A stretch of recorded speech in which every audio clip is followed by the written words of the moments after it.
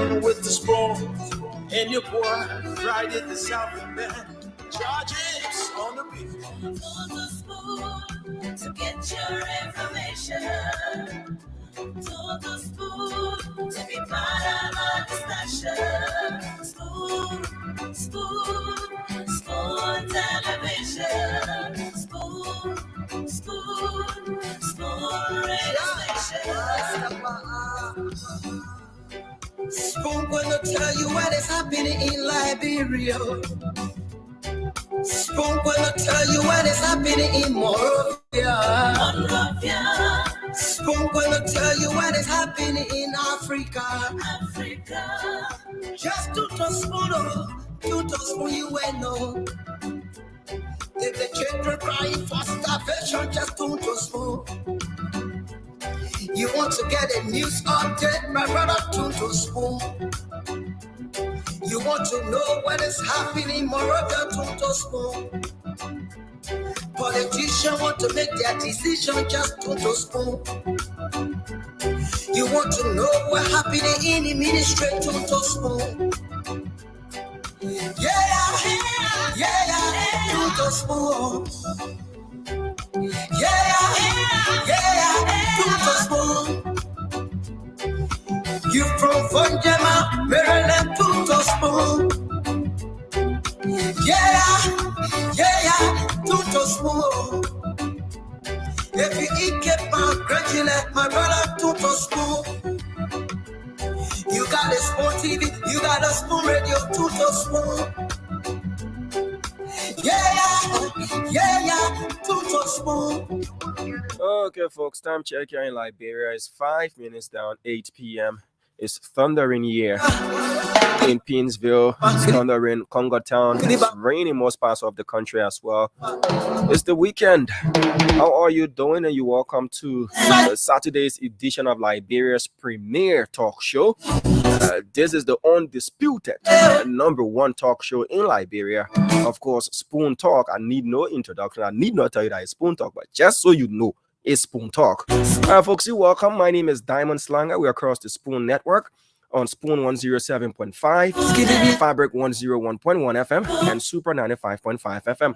We're also live on our Facebook TV page, Spoon TV Live, as well as YouTube. Also, Liberians from all around the world are following as well. Let me bring on Dr. Richardson, the rest of the panelists, and our guest is going to join on the show later. Good afternoon to you, Dr. Richardson. How are you doing? I'm good, Diamond. How are you? I'm too well, man. The cold is giving me a tough time. So I can hear it in your voice. Yeah. I'm doing my best. Yeah. Well, you need to drink some pepper soup. Yeah. Put plenty pepper in it. Plenty pepper. All right, Dr. Richardson. I'll do just that. Some tea and then when you're not working, you sleep. Yeah. Rest. I will sleep, Dr. Richardson. So I try to close my eyes. The former CEO will call me. Yeah. I'll do my best. I'll put the whole phone, do not disturb. I will not get my mouth. When you give me the advice, you just give me the advice. Just sleep. Enough sleep. Don't you say that Dr. Richardson told me to sleep? But you just said it. Don't blame me. You say the thing that you run away from it again, Dr. Richardson? Yeah, because I want to. Okay, drink plenty of pepper soup. Don't sleep. And the prescription change. Yes.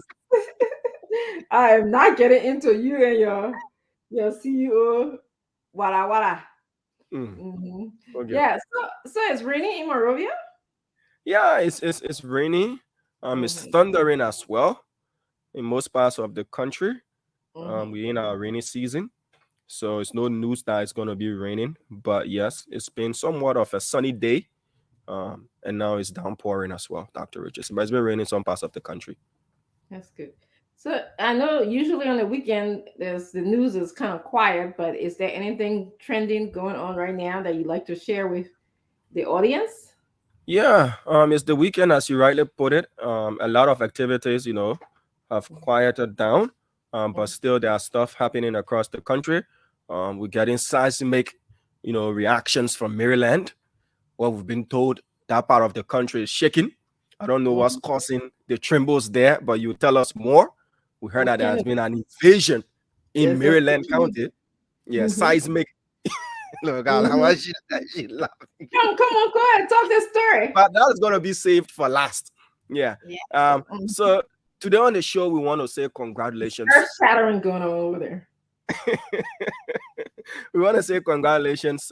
Before I go to the congratulatory message, I want to say good evening to Mr. David Tamba of the Airfield PA Rape House community. You know, he grabbed me today by the arm. He said, Tamba, I checked. So you have to today on the show. I always listen. So I want to do that so he doesn't hold me in contempt. Mr. David Tamba, you following an ardent listener of the Spoon Network. Love to say good evening to you, sir. All right. So we want to say congratulations to, yeah. Go ahead, Dr. Richardson. I was just joining you to tell him hello. Hello, Mr. Tamba. Hello. Mr. Tamba, rep BMP was that you speaking to on the FE. Mr. Tamba, Mr. David Tamba. All right. So we want to say congratulations to Jay-Zino, Jonathan Lee. Yes, Jonathan Lee is making headways, not just in Liberia, but all around the world. He's a Liberian artist based in Ghana. He goes by the star name of Jay-Zino. Yeah. So Jay-Zino has broken records for Liberia, not just for himself, but for Liberia as well. So he released a song on the 7th of April called Butter My Bread. Yeah. Butter My Bread, BMB for short. That song is racking up the numbers across streaming platforms around the world. When you combine the numbers, it's the best ever streaming record for any Liberian released entertainment material. For that matter. You have to listen to it. Butter My Bread, Sugar My Tea, Give Me Your Love. Yeah, Nicki Minaj. It's on fun. Okay. Yeah. So on the top 5 listing on Apple Music, his song has racked up 1.4 million streams. Wow. On Boomplay, 7.2 million. Wow. On Spotify, 1.3 million. On YouTube, 1 million and counting. On Audio Max, 12 million. So if you put the total number of views together, that's his official page. I got the screenshot from. It has racked over 30 million streams across 150 platforms around the world. So I want to say congratulations to Jay-Zino on this song. He featured multiple award winner Lastmate from Ghana. It's a trending song. You need to listen to it, Dr. Richardson. Yeah, so love to say congratulations to Jay-Zino and for putting Liberia on the map again, you know, on a very positive stage. So we are arranging to bring Jay-Zino on the biggest talk show, Spoon Talk. He might appear. We're making our arrangements next week. Yeah, good. So Jay-Zino is going to be here next week. The funny thing is he was snubbed for awards in Liberia during the last MTN Music Awards. He was nominated. He didn't get any award in Liberia, but sometimes if your husband, you know, appreciate you, others will have to market you. I'm sure this year around Jay-Zino is going to walk away with an award or awards, not just in Liberia, but across Africa as well, in the world at large. So congratulations to you, Jay-Zino. Keep pushing and keep flying the flag of Liberia high. All right. So that's for Jay-Zino. So we're talking domestic violence. And the gender minister, Minister Pisota, have said to men, don't be ashamed. Report domestic violence too. If Musu is subjecting you to domestic violence, or Tiwa is doing something to you, don't be ashamed. I agree. Go and report the case, as well as women do report domestic violence cases across the country. So men shouldn't be shy. They should go out there and report. Yeah. But when you go to the police station now and say, oh, my woman beat me, no offense, the same police officer was that laughing at you. Oh, my man, how you say that woman beat you? So probably one of the reasons men are shy to report domestic violence in all forms, ways, and manner. But the general minister has said you should report domestic violence cases if you are a man. And she released the figures. It's staggering. From January to March of this year, the general minister said they received 766 domestic violence cases across Liberia just from January to March. And out of that number, 585 of those cases were rape cases. So rape is still a serious menace in our country. We're still battling the issue of rape, sexual assault, as well as sexual exploitation in our country. So rape is still the predominant form of domestic violence and abuse in Liberia. 766 cases. Out of those, 585 were rape cases that are reported across the country. So to Bopolu City now in Bapolu County, where I got a call about 4 p.m. this afternoon from our county contributor, and a rather tragic news. Around 3:30 p.m. this afternoon, a man was sleeping in his house in Bopolu, and his daughter was playing in the water, and the lightning struck, killing both of them instantly. Wow. Yes, a 42-year-old man and his 12-year-old daughter were struck by lightning. Instantly, they died. This brought back memories of a story that was reported from Nimba last year, thereabout, where at least 5 kids, were playing on a table in Nimba, and lightning struck, and killed all 5 of them, if I still remember the number right, but they were around that number. So there's been a debate in the county whether or not it was a natural phenomenon or something, beyond the scene, came to play. But the lightning struck the house, and it even caused serious damage, and it killed the man and his daughter instantly. Sad. So, very sad. Sad story there as well. May their souls rest in peace. And also in Margibi County, on Thursday again, it's reported that a 12-year-old girl, was struck down by a palm tree that was being felled by somebody else, and the tree fell on her, and she died. She died as well, but they couldn't find the individual because the person ran away. So, fell in the tree and then died. How you do that to somebody and you run away? Yeah. So let's go to the seismic occurrence in Maryland County. I'm trying to get the video, but the network is kind of slow. We're able to get a portion of the video of Mr. Cummins' arrival in Maryland County. So let me get that video quickly. Let me try to download it, and then we can play the video, and then go about that. But Mr. Cummins is in Maryland, his hometown, and he was received to a heroic welcome. He was received, like a true son of the county returning home. Yeah.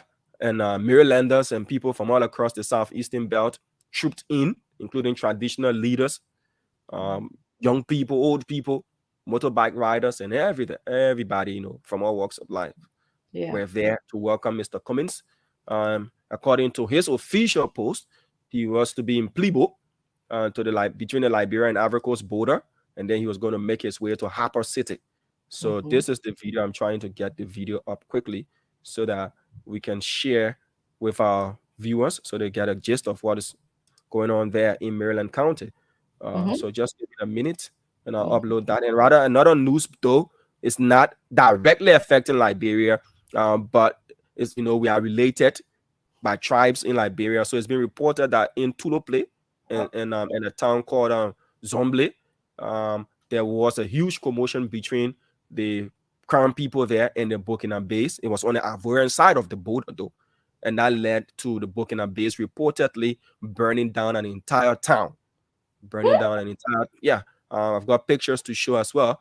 Burning down an entire town there, but it happened on the Ivorian side of the border. What happened was one citizen of the Zomble town had a commotion, an interaction with a Burkina Faso in Tulople that led to the death of one of those citizens from Zomble, and then there was a reprisal attack by the Burkina Faso reportedly, and they burnt down the entire town. I just show you 1 or 2 pictures.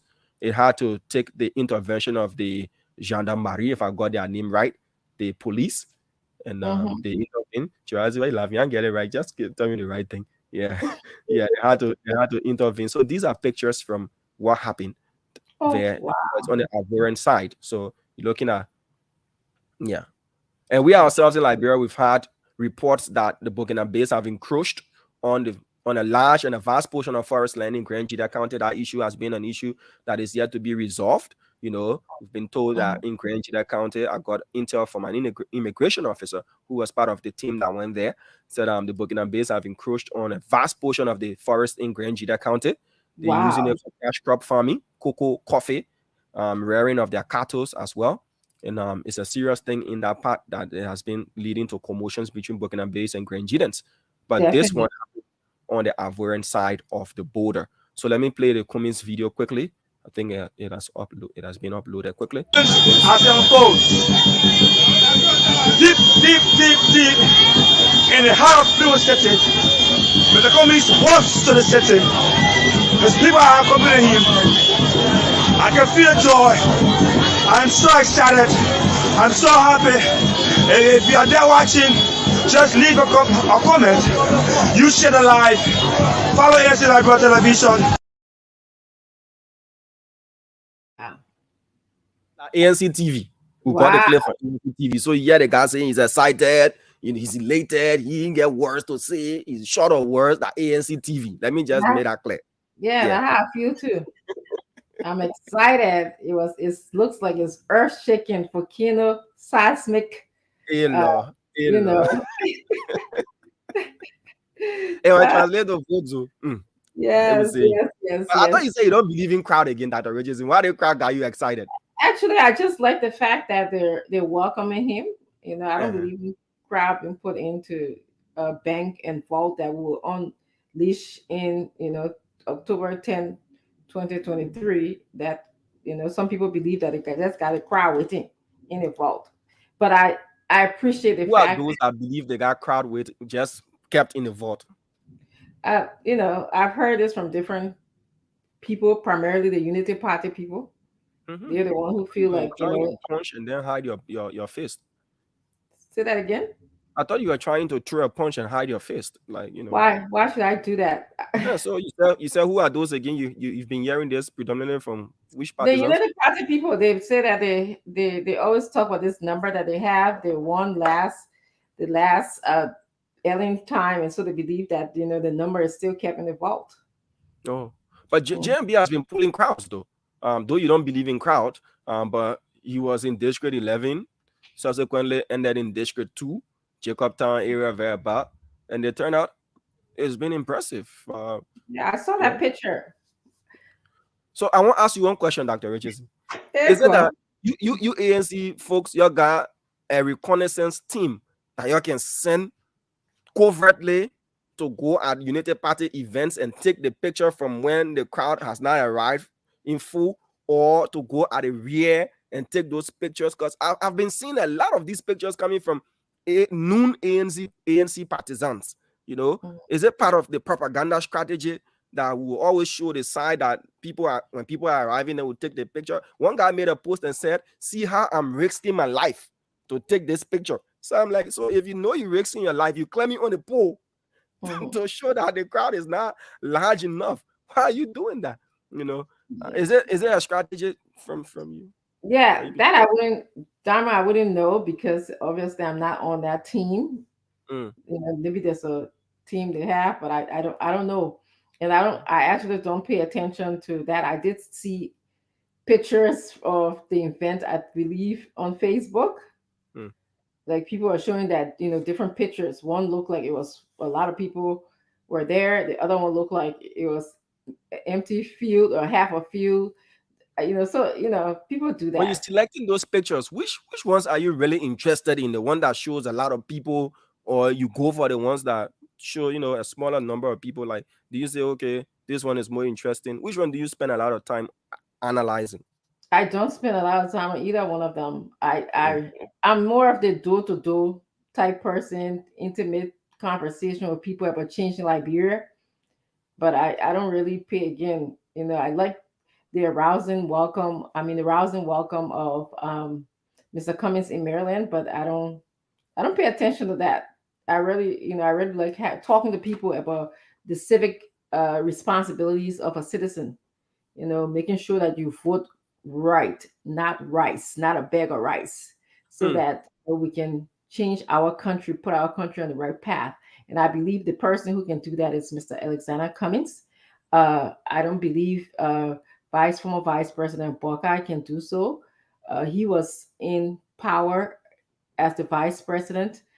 I don't know what he did. I have not seen his accomplishments. Maybe somebody can tell us. Maybe Diamond, have you seen any that you can tell? Anyone have any question? Have you seen any?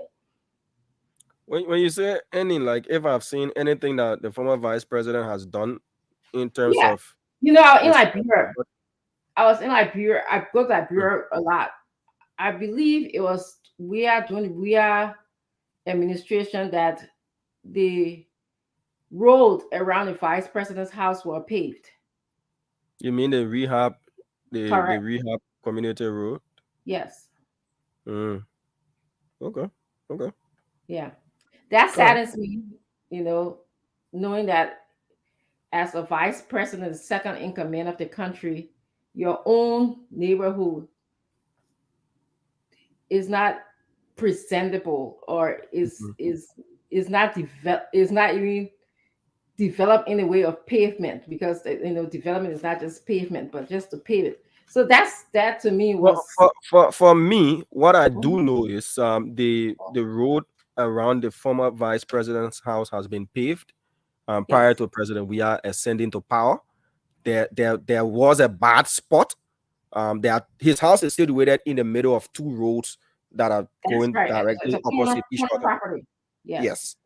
The other one on the right hand side, there was a ditch, not really a ditch, but there was a little hole there as well. But there's been a pavement leading to his house.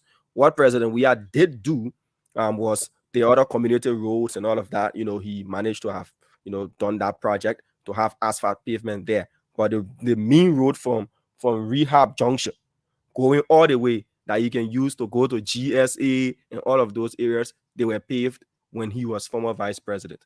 Yeah, and his Well, house is just in the middle there. the road that I saw Mm, wasn't what I consider pavement. It looked a whole lot better when mm, Weah came into power. So okay. yes, the GSA road was paved because that's a road I guess that people were using. But around the house, in fact, one time I was traveling around that area, they were burning trash just outside, which was very shocking to me. I mean, to me, that was a security concern. Do you know what So they burn trash every day? I don't know what the burn trash Okay, they do. burn trash every day right around Sophie Junction. Mm? Right Mhm. around Sophie Junction, where I've forgotten the name of the church though. But there was an AG church that they demolished to That, reconstruct a new one. mhm, Just not too far from Philadelphia, but it's on the if you're coming from town towards Painesville, it's on your mhm. right. They burn trash there every day. So the issue of burning trash, you know, it happens, and it's something we need to talk about in Liberia because anybody can wake up in a community, irrespective of the community, and burn trash. Exactly, Yeah. but I don't expect a vice president of a country to do that. Mm. Hmm. Okay. All right. Yeah. So those were the training issues I had to share with you. Great. Thank you. Thank you so much. Is Councillor Lami Bakwa in the studio? Absent, but I'm sure he's making his way. Okay. Yeah. I saw that our guest, Mr. George Sulu, was here earlier, but I Yeah. don't see him anymore. So I guess I'll spend some time welcoming the viewers. Uh, so Augustine Boba, Augustine, that is the fact. So you can believe whatever you want to believe. So Dede Bryant, Clara Wayne Howard, Bill, I forgot, Telly Jaffa. I'm sorry, this stuff is moving really fast. James Davis, Moses Ish Babu is here. Cecilia Zize, Wolf Lion is here. Charles Na, Funny Gil Lole, Samuel Weah is also here. Rebecca J. Moore is here. Louis Jorban, I believe. I don't know how to say your last name. James Gaga. John L. Silly is here. How you doing, John? Says good afternoon, Spoon family. Jerry Tabolo is also here. Emmanuel Jackson watching from Boston. Lasana Cap Samba.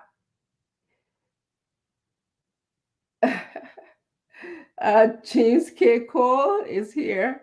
Camilla Scott. Nicholas S. Peters is also here. Raymond Mulba is here. Winston D. Dennis is also here. Hold on one second. Winston Tokyo, because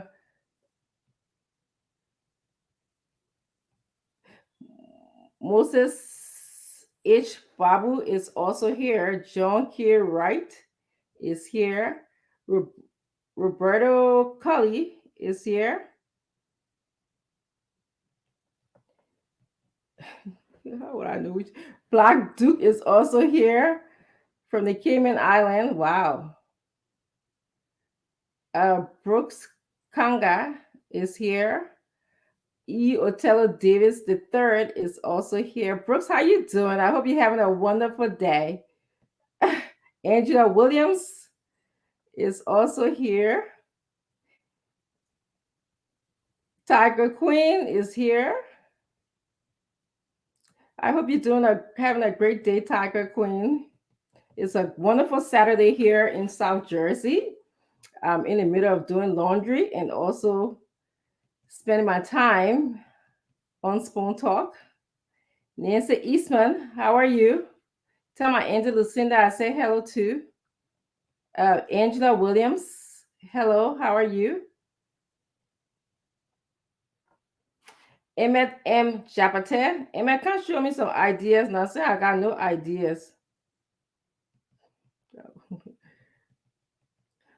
Ben S. Topa, good evening to you. Emmanuel Jackson. Mahawa Sun, thank you for being here. Wilmas T. Nuggles, I think from Minnesota. Interesting. Yeah, Wilmas T. Nuggles is always watching us. He's a strong follower. King Leo is watching us. Master Pace Setter.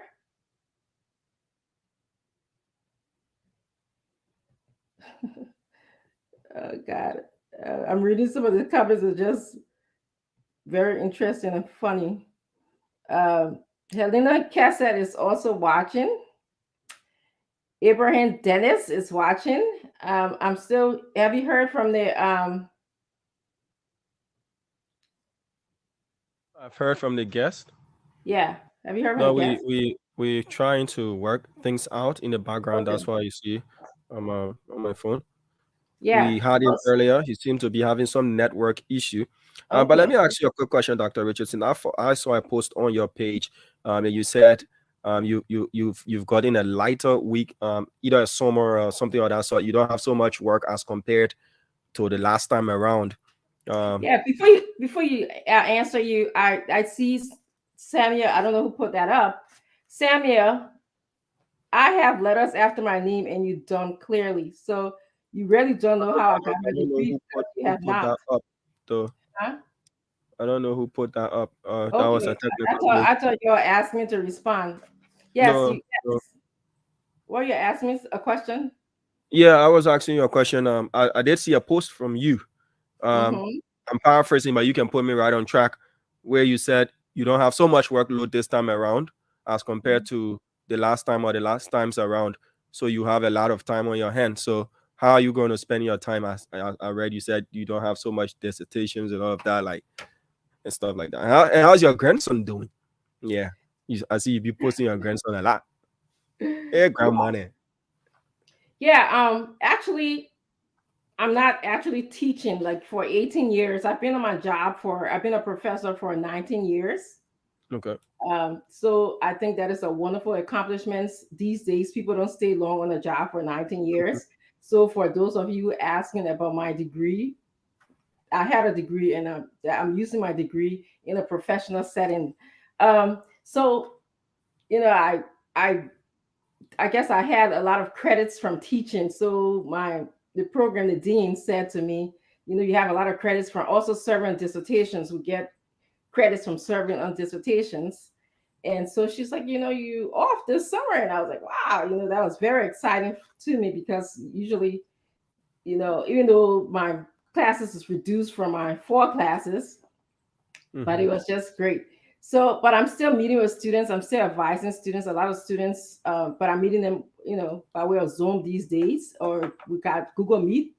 And so, last week I'm still, a lot of students still writing papers, and I got to supervise them when they're writing their dissertation. There's a stage you go through when you're doing your dissertation. You have to, first of all, defend your proposal, which means you have to get your dissertation committee together.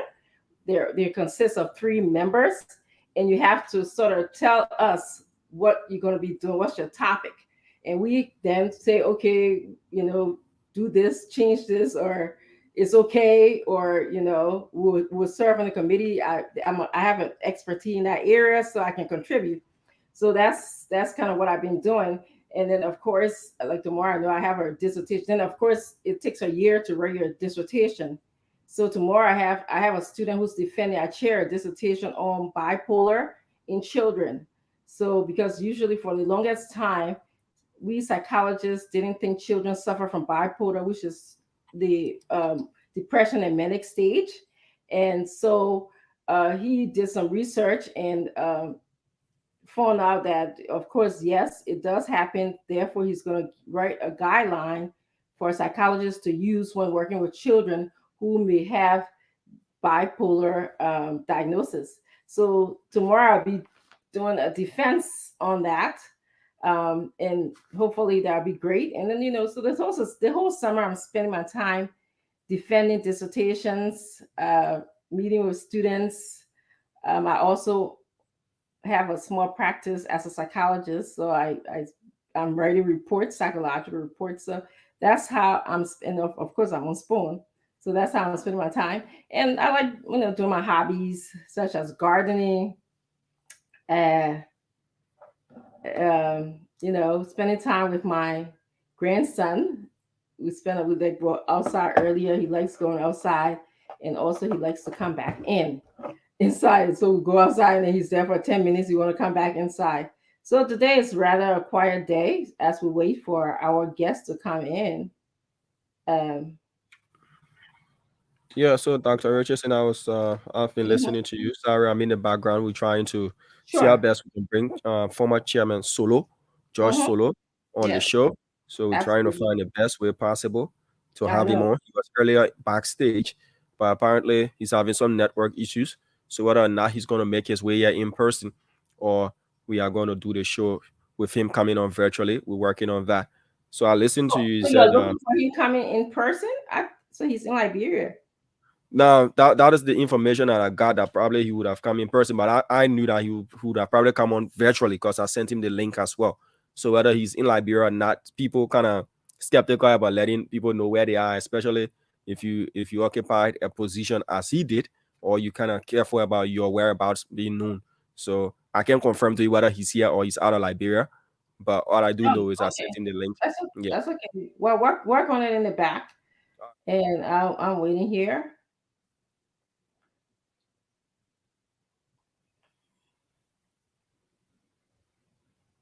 Yeah, so that's how it is. My summer is going really quite easy compared to other summers. So I'm just making memories with my children, enjoying my time. Haven't gotten around. I'm doing a lot of writing. Haven't gotten around to really write. I'm also doing research. Actually, it's interesting that Diamond was talking about rape in Liberia.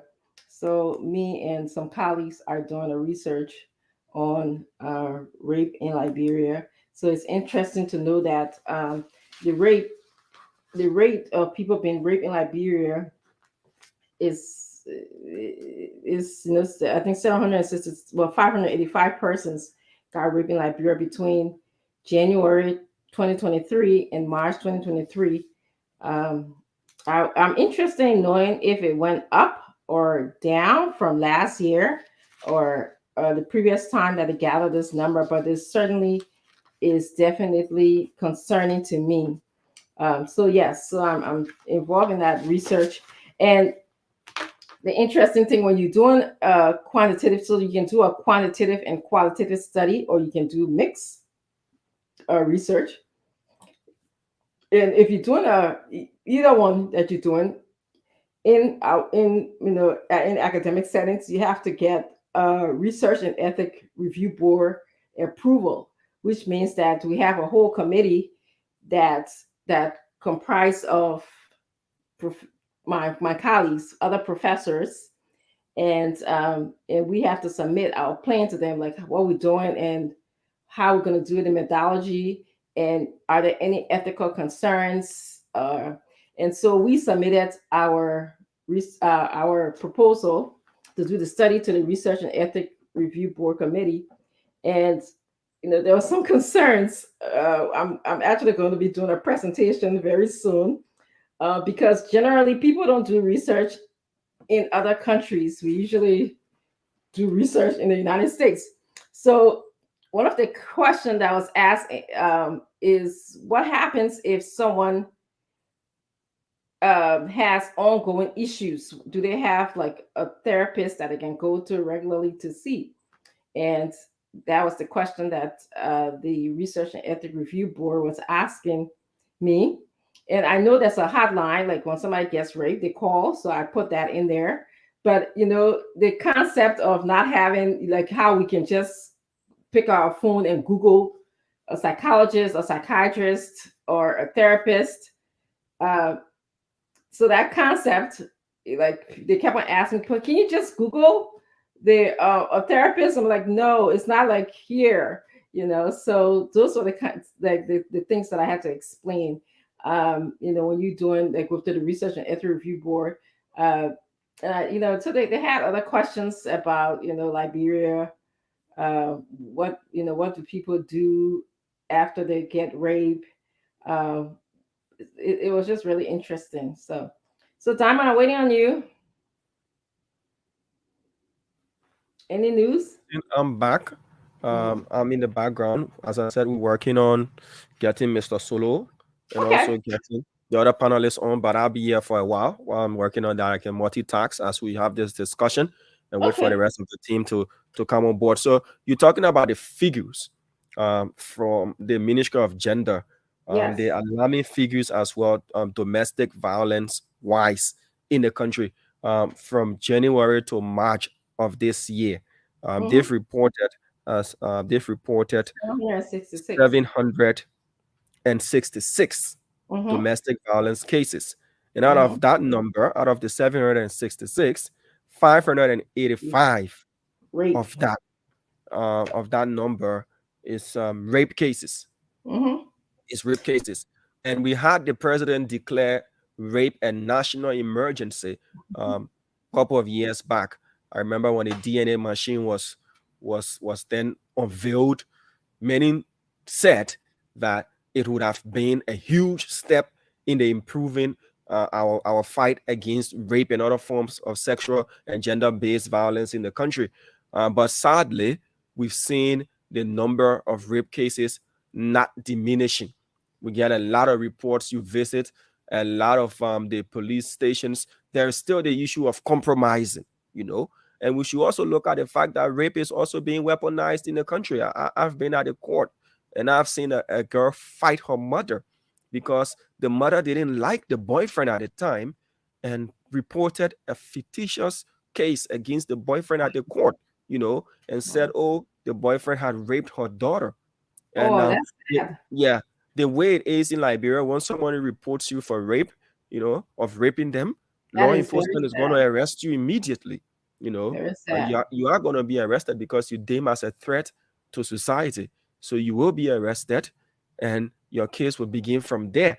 So what we see is when people are also weaponizing rape in the country, people will use rape as a means of getting at people. Not saying people are not being raped and abused. No, people are being raped and abused. But many of these cases, we see those who do not have the means of fighting these cases, you'll be sent to jail on remand, and you will be there for a very long time. There is also a slow pace in the prosecution of these cases. They say justice delayed is justice denied as well. People are languishing in jail, and the high-profile rape cases, people are being let off the hook.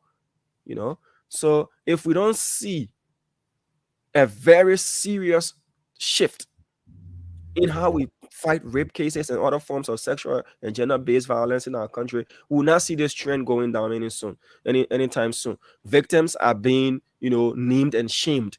People that are victims are not getting the proper care that they should get. There is not psychosocial counseling, as you said, Dr. Richardson. How do they get help? There is not enough of the help. People rather want to put a blame on the victim by saying probably that the clothes you wore. How can somebody's clothes be the reason that you go and abuse them sexually? Where is your self-control as well? You're talking about, some people say, oh, the girl was indecently exposed. Yeah. So are you saying that is an excuse for raping somebody? Where is your self-control as well? And the issue of rape is also the issue of consent and penetration. Somebody said, oh yeah, the lady agreed that we should at the initial stages, she agreed. But at the end of the day, if the person doesn't consent to something else, in Liberia we say penetration and consent. So if you go and have sex with somebody against their will, whether the person is your girlfriend or not, they can report you for rape. But we always keep looking at it from the angle where you forcibly grab somebody and you restrain them and you do X, Y, Z to them. We need a lot, Dr. Richardson. We need a lot. It's something that needs to be holistically discussed. We need to have these workshops in our schools. We need to have our traditional leaders involved. Don't say anytime your husband wanted, then you just give it to him. Sometimes what if the woman is tired as well? She's tired. And you want to do something and she says no, and you go and forcibly have your way, you're abusing her right there. Are you not abusing her? That's the thing. So we need to have this conversation. We need to let our students know in school. We shouldn't be shying away from this thing. Let people know their bodies. Let this education happen. Let it happen. Let people be educated, not just outside of the classrooms. But we need to let people know. Like I was in Ghana going to school. They had a cartoon on TV. I can still remember the cartoon. There was this girl selling oranges. And this man said, okay, come, let me buy from you. And then he put her in the house. And then he raped her. And he raped her. And that cartoon is something that everybody can relate to. Mm-hmm. So it taught us a lot.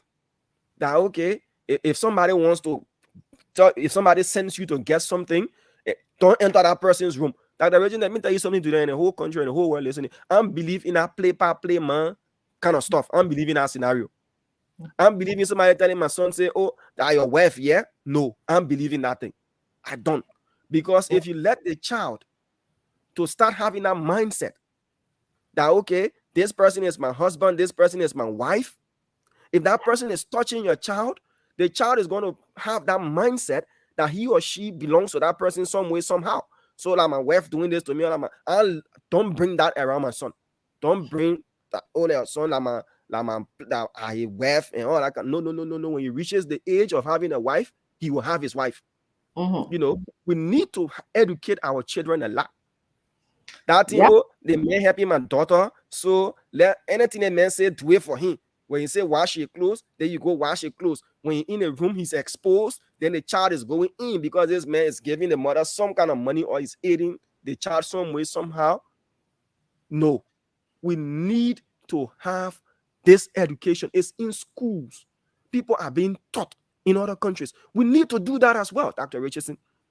We need to. We don't just need to sit up and say, oh, rape is a menace, rape is a national emergency. How are we targeting and fighting this? What do kids relate to? They relate to cartoons. When last did the government commission a cartoon to be on TV?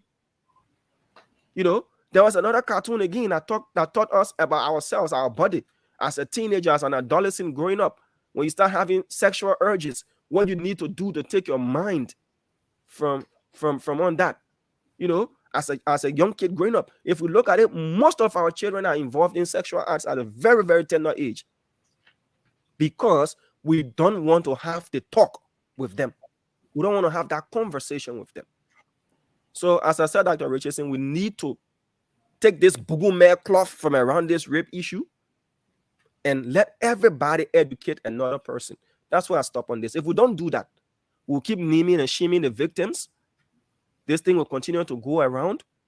Law enforcement will continue to play this thing like family way. Let's go discuss it family way. And saying they're not happy, just marry the person. And no, yeah. If we do it, people will know that my daughter went through this. We understand all of these things. If we keep doing this, how can we fight the crime? If you don't report an act, the law is not going to take. You need the right type of leadership.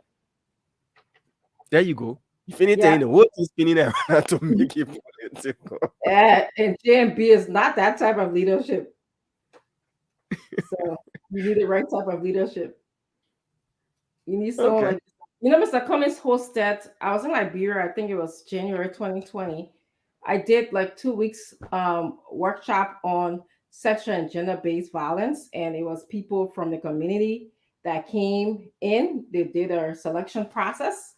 I had police officers, teachers, nurses, people from different government agencies, and I think for each group, they were probably, I'm thinking about maybe 15 members. And I did a whole week of training them what is sexual and gender-based violence. The issue of rape and sexual and gender-based violence about control and power, basically. And somebody will feel unequal to the other person. If in a case, a lot of times it's a man, but that's not to say, as we have established here, that women can also dominate a man. And so we talk about that. We did sort of role playing about, sexual and gender-based violence. And then we also went to talk about the consequences, the psychological consequences, the community consequences, the social consequences, the cognitive consequences of rape. So there's all of these different effects of rape. And of course, the role of government, the role of community members, it's a multifaceted what means of handling rape. You can't do it just between a man and a woman. It has to be, the community has to be involved, the government has to be involved. Men before in this field, we thought it was just only a woman's issue. Men have to be an ally to women on this as well.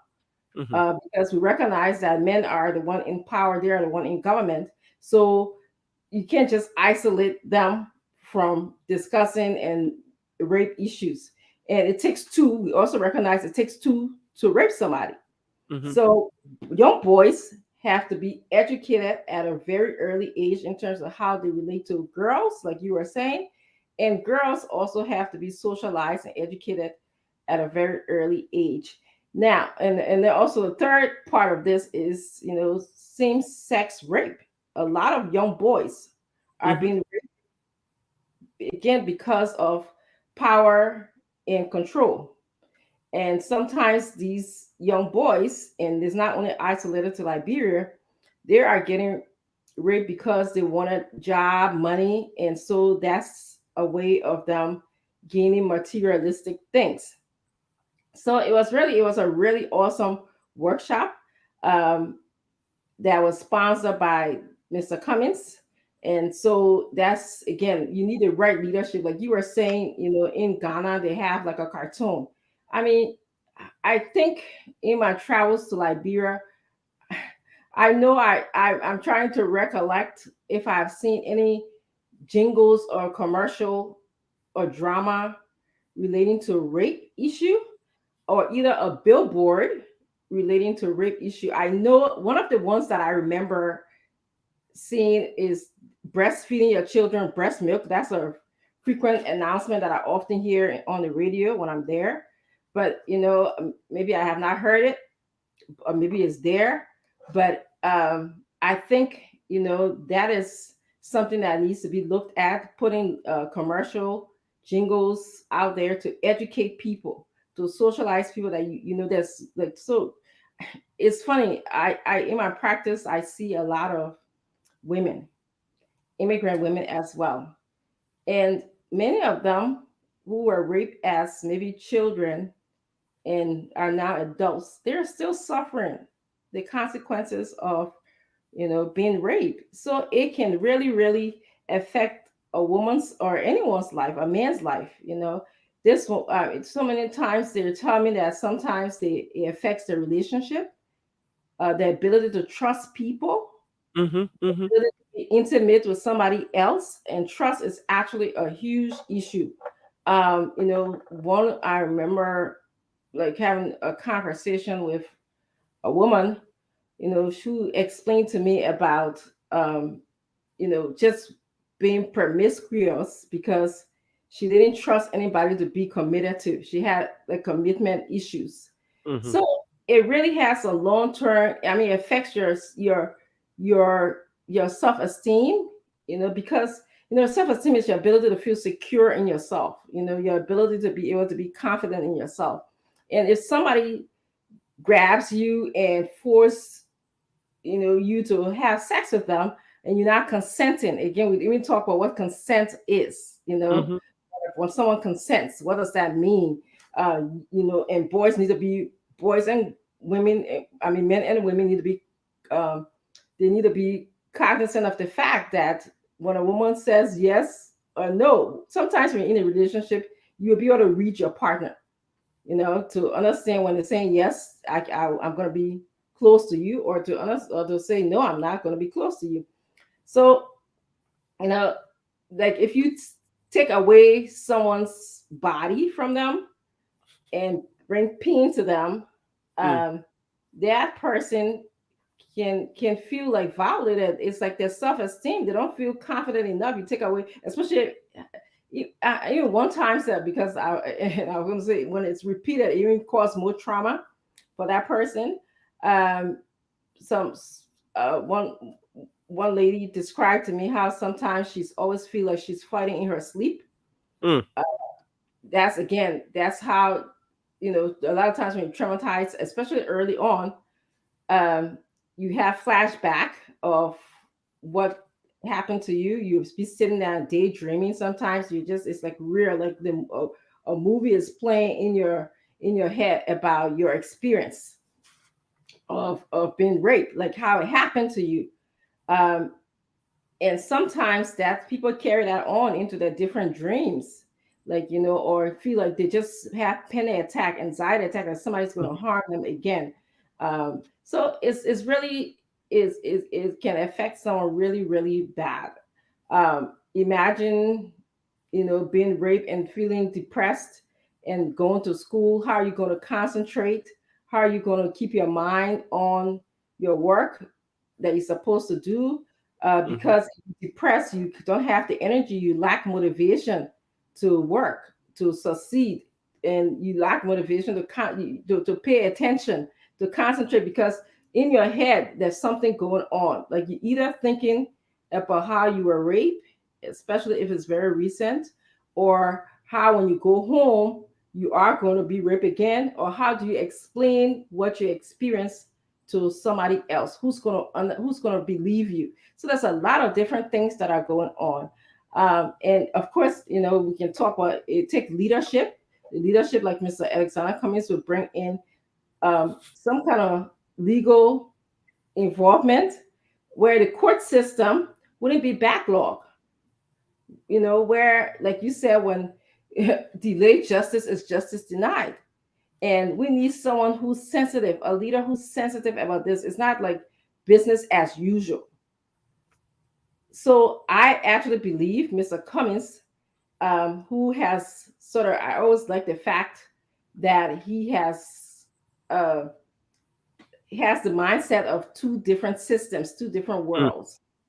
And I believe that taking the good of both worlds and amplifying them and instilling them into our culture, into our world in Liberia would be very, very helpful. So yeah, so I actually believe that he can bring change. He can put us on a path of change in Liberia. Okay.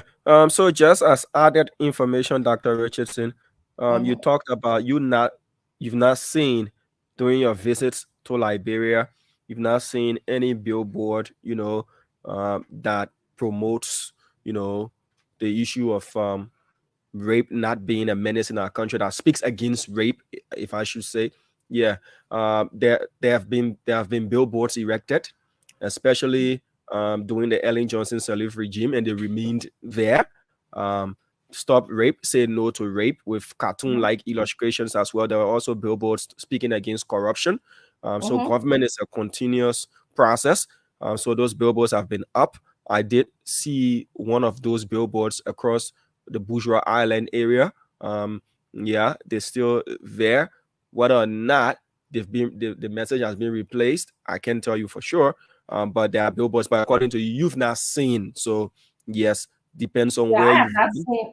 I have not seen them. I see more wine billboards, more alcohol energy drink. Yes, then I have seen a billboard, and I look around when I'm in Monrovia. That's something that I look for. I have not seen it, and if it is there since Ellen Johnson time, I don't know how you capture it, but it would be interesting to see if it is still visible, if the pictures and print is still on there, because I'm actually in the process of redoing a billboard for a school that I sponsor in Liberia, along with some other people. The billboard has been there for a long time. It's falling apart. I mean, you can barely recognize the letters on it. So, I mean, you've seen one in Douala. And you've seen one where? Yeah, so as I said, I've seen billboards, and you cannot be faulted because you said you've not seen. So again, it depends on where you've been, and whether or not there should be more visible. But again, it goes beyond billboards. You know, as you said, it goes beyond billboards. You know, there is a holistic aspect of it. Yeah. That we should be talking about. And as you said, government has got a role to play. The citizens have also got a role to play. We all need to work towards making this happen. So the billboards can be there, but again, the pictures can get washed away or blurred. They can lose their quality because of the rain and all of that. So whether or not they've been replaced with newer ones, again, I'll take my time to go on a guided tour just to look for billboards, and I'll pinpoint the locations as well. But there were billboards, but again, as you said, you've not seen them. And the fact that you're telling me that maybe Ellen Johnson erected it. Yeah, that was the time though. But I've not seen new ones, and I can't say whether new ones have been erected or they have just changed the pictures. Because the billboard can be there, the actual metallic sheet in the pole can be there. All you need to do is, if it's not something that was painted on, you can just bring the printed material and paste it on. Yeah, it would be great, Dharma, if you go and do. I will do that just for the conversation. I'll do that. I actually have not seen many of them in Monrovia. I think, like I said, I've seen more billboards for wine than rape, and I spend my time looking for it. Yeah, so I remember some years back when I was in Lee Miller, no, not Lee Miller, but Don Bosco, and they had a drama. They had a drama concerning STDs. At the time, they were referred to as STDs. Now the STIs, right? And they did a drama about gonorrhea and AIDS. And I still remember that drama. I still remember that drama. That time I was in second grade. And I still remember that drama. It tells you that illustration, it sticks in the mind forever until you can lose your memory. But illustrations are needed. It goes beyond just the billboard. We can have, as I said, cartoons. We can have people going to schools. We can have clubs that are formulated. There are clubs though, but these things need to be sponsored. We need radio programs, and I can tell you for sure that the Spoon Network is opened to those proposals. If you can come and do your show to educate people on sexual and gender-based violence, and people need the support as well. When somebody is victimized and they go to you for help, they are their lowest at that time. If the system cannot render them any sort of help, but rather we just send them back into society, that person is going to live with that scar forever, as you said, Dr. Richardson. Their self-esteem is going to be affected. at the highest level, Dr. Richardson. So again, let's go beyond the billboards. Let's go beyond the political statements. Let's go to more practical approaches. Yeah. Whether through judicial actions or through preventive measures. At the end of the day, prevention is better than cure. So the former CEO is here, and I'll leave you guys to have your conversation. My voice is now of the best quality. I think I've exhausted the level for which I can talk. The voice keeps going bad. So I'll leave it just at this point, Dr. Richardson. Welcome, Mr. Witherspoon. Yeah, but I don't think you're gonna leave it. Listen, all the guys that want to watch it final. Well, what kind of game today? Final playing, right? The final feeling already. They just feeling. Now Mo Ali called me. Mo Ali said to beat his team. So he was beyond Inter Milan. Then yeah, probably he's a Manchester United fan or Arsenal fan or Real Madrid fan, one of the two, but he can be a Barcelona fan. Dr. Richardson, which team your husband support? Because he watches the game, right? More into American football now. Oh, American football, not the soccer. Okay. Maybe the Steelers. You know that. Yeah, but that's why the Steelers not winning any game because he been supporting them. But what's going on? Damo, what's up, my man? How's the country? Everything look quiet, Dr. Richardson. But the guys are coming on. Even if I go and watching the game, I said, man, you're watching the game, you can make some adjustment.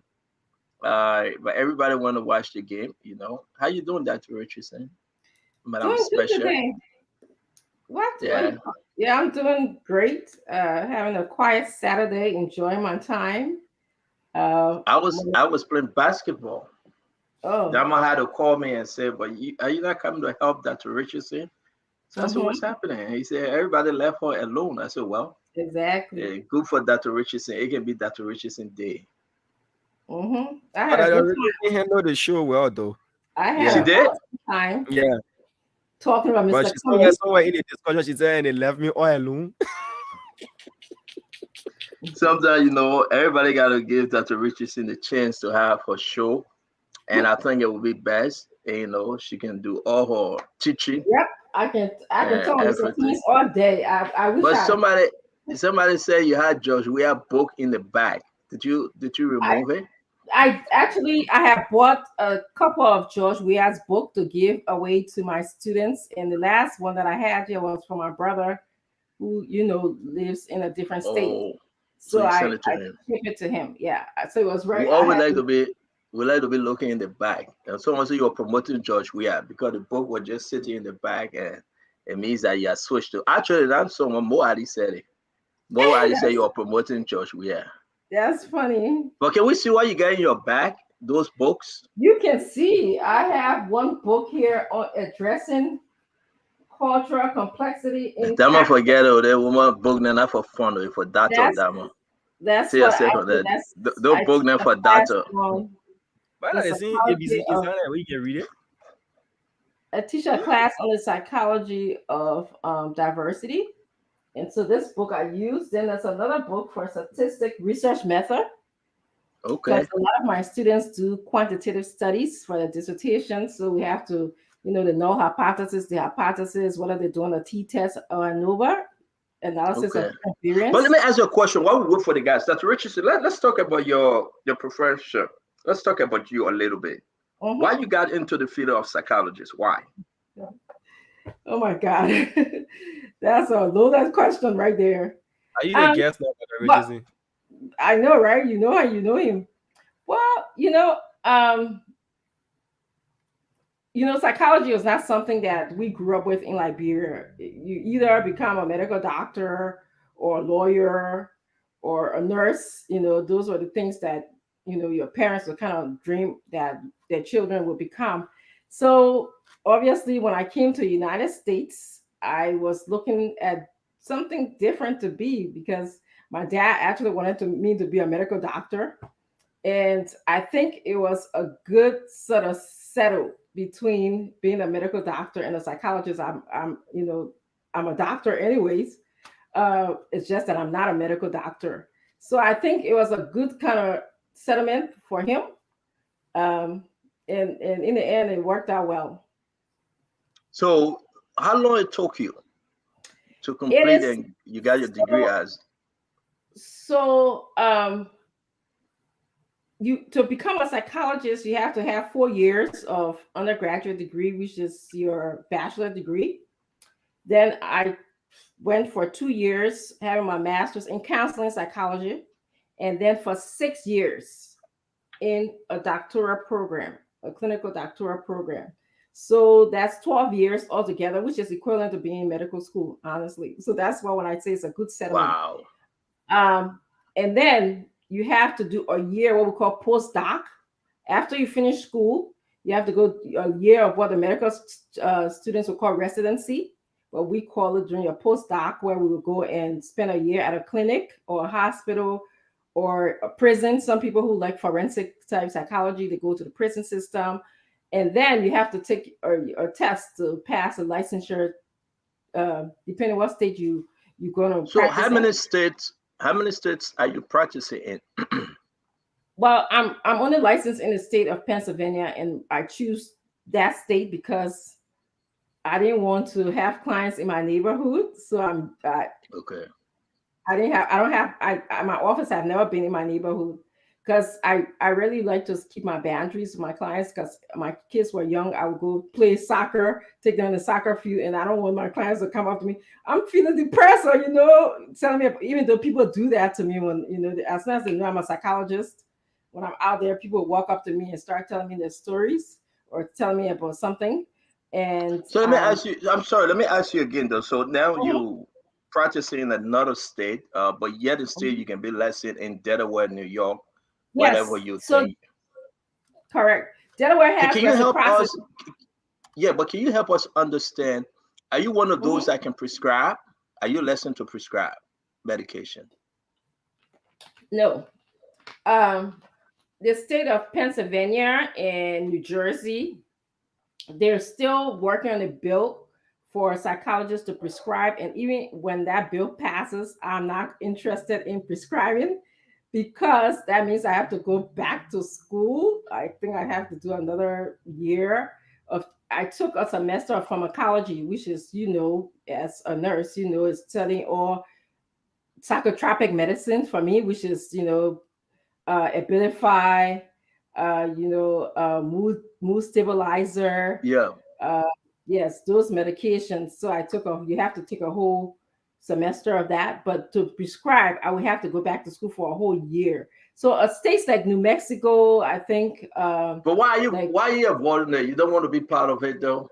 I mean, it's more, though you're going for another year, but it's rewarding, though, financially. It's going to increase your income, correct?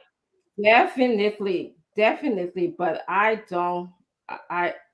I mean, I'm retiring soon. I've worked long enough, right? So how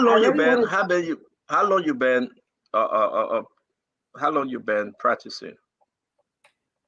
So you can't practice without being licensed. I got licensed 2010. So 12, 13 years now. Wow. So how you see yourself in Liberia if you say, I'm going to retire, go back home, like you and Abraham, your husband, always say? Where you fit into looking at the bigger picture now about Liberia? And I think you and I have had this conversation sometimes. I'm smooth sailing right now. I've worked very hard, and so I got a couple of books inside of me that needs to come out. So I'm comfortable. God has been good to me. But you have to contribute to your country now. I understand. We have to thank God, but are you not looking to contribute? Like, if you've been offered a governmental position, will you not take it? We have a lot of issues in our country that Zogos and Diamond know that very well. People on mad drugs, kush, and all of them. Are you willing to help them? Will you find yourself in a position to counsel them, to rehabilitate them? I mean, how can you offer your help to such a group? I really have to think about it, and I really have to talk to Abraham about this because I don't know if when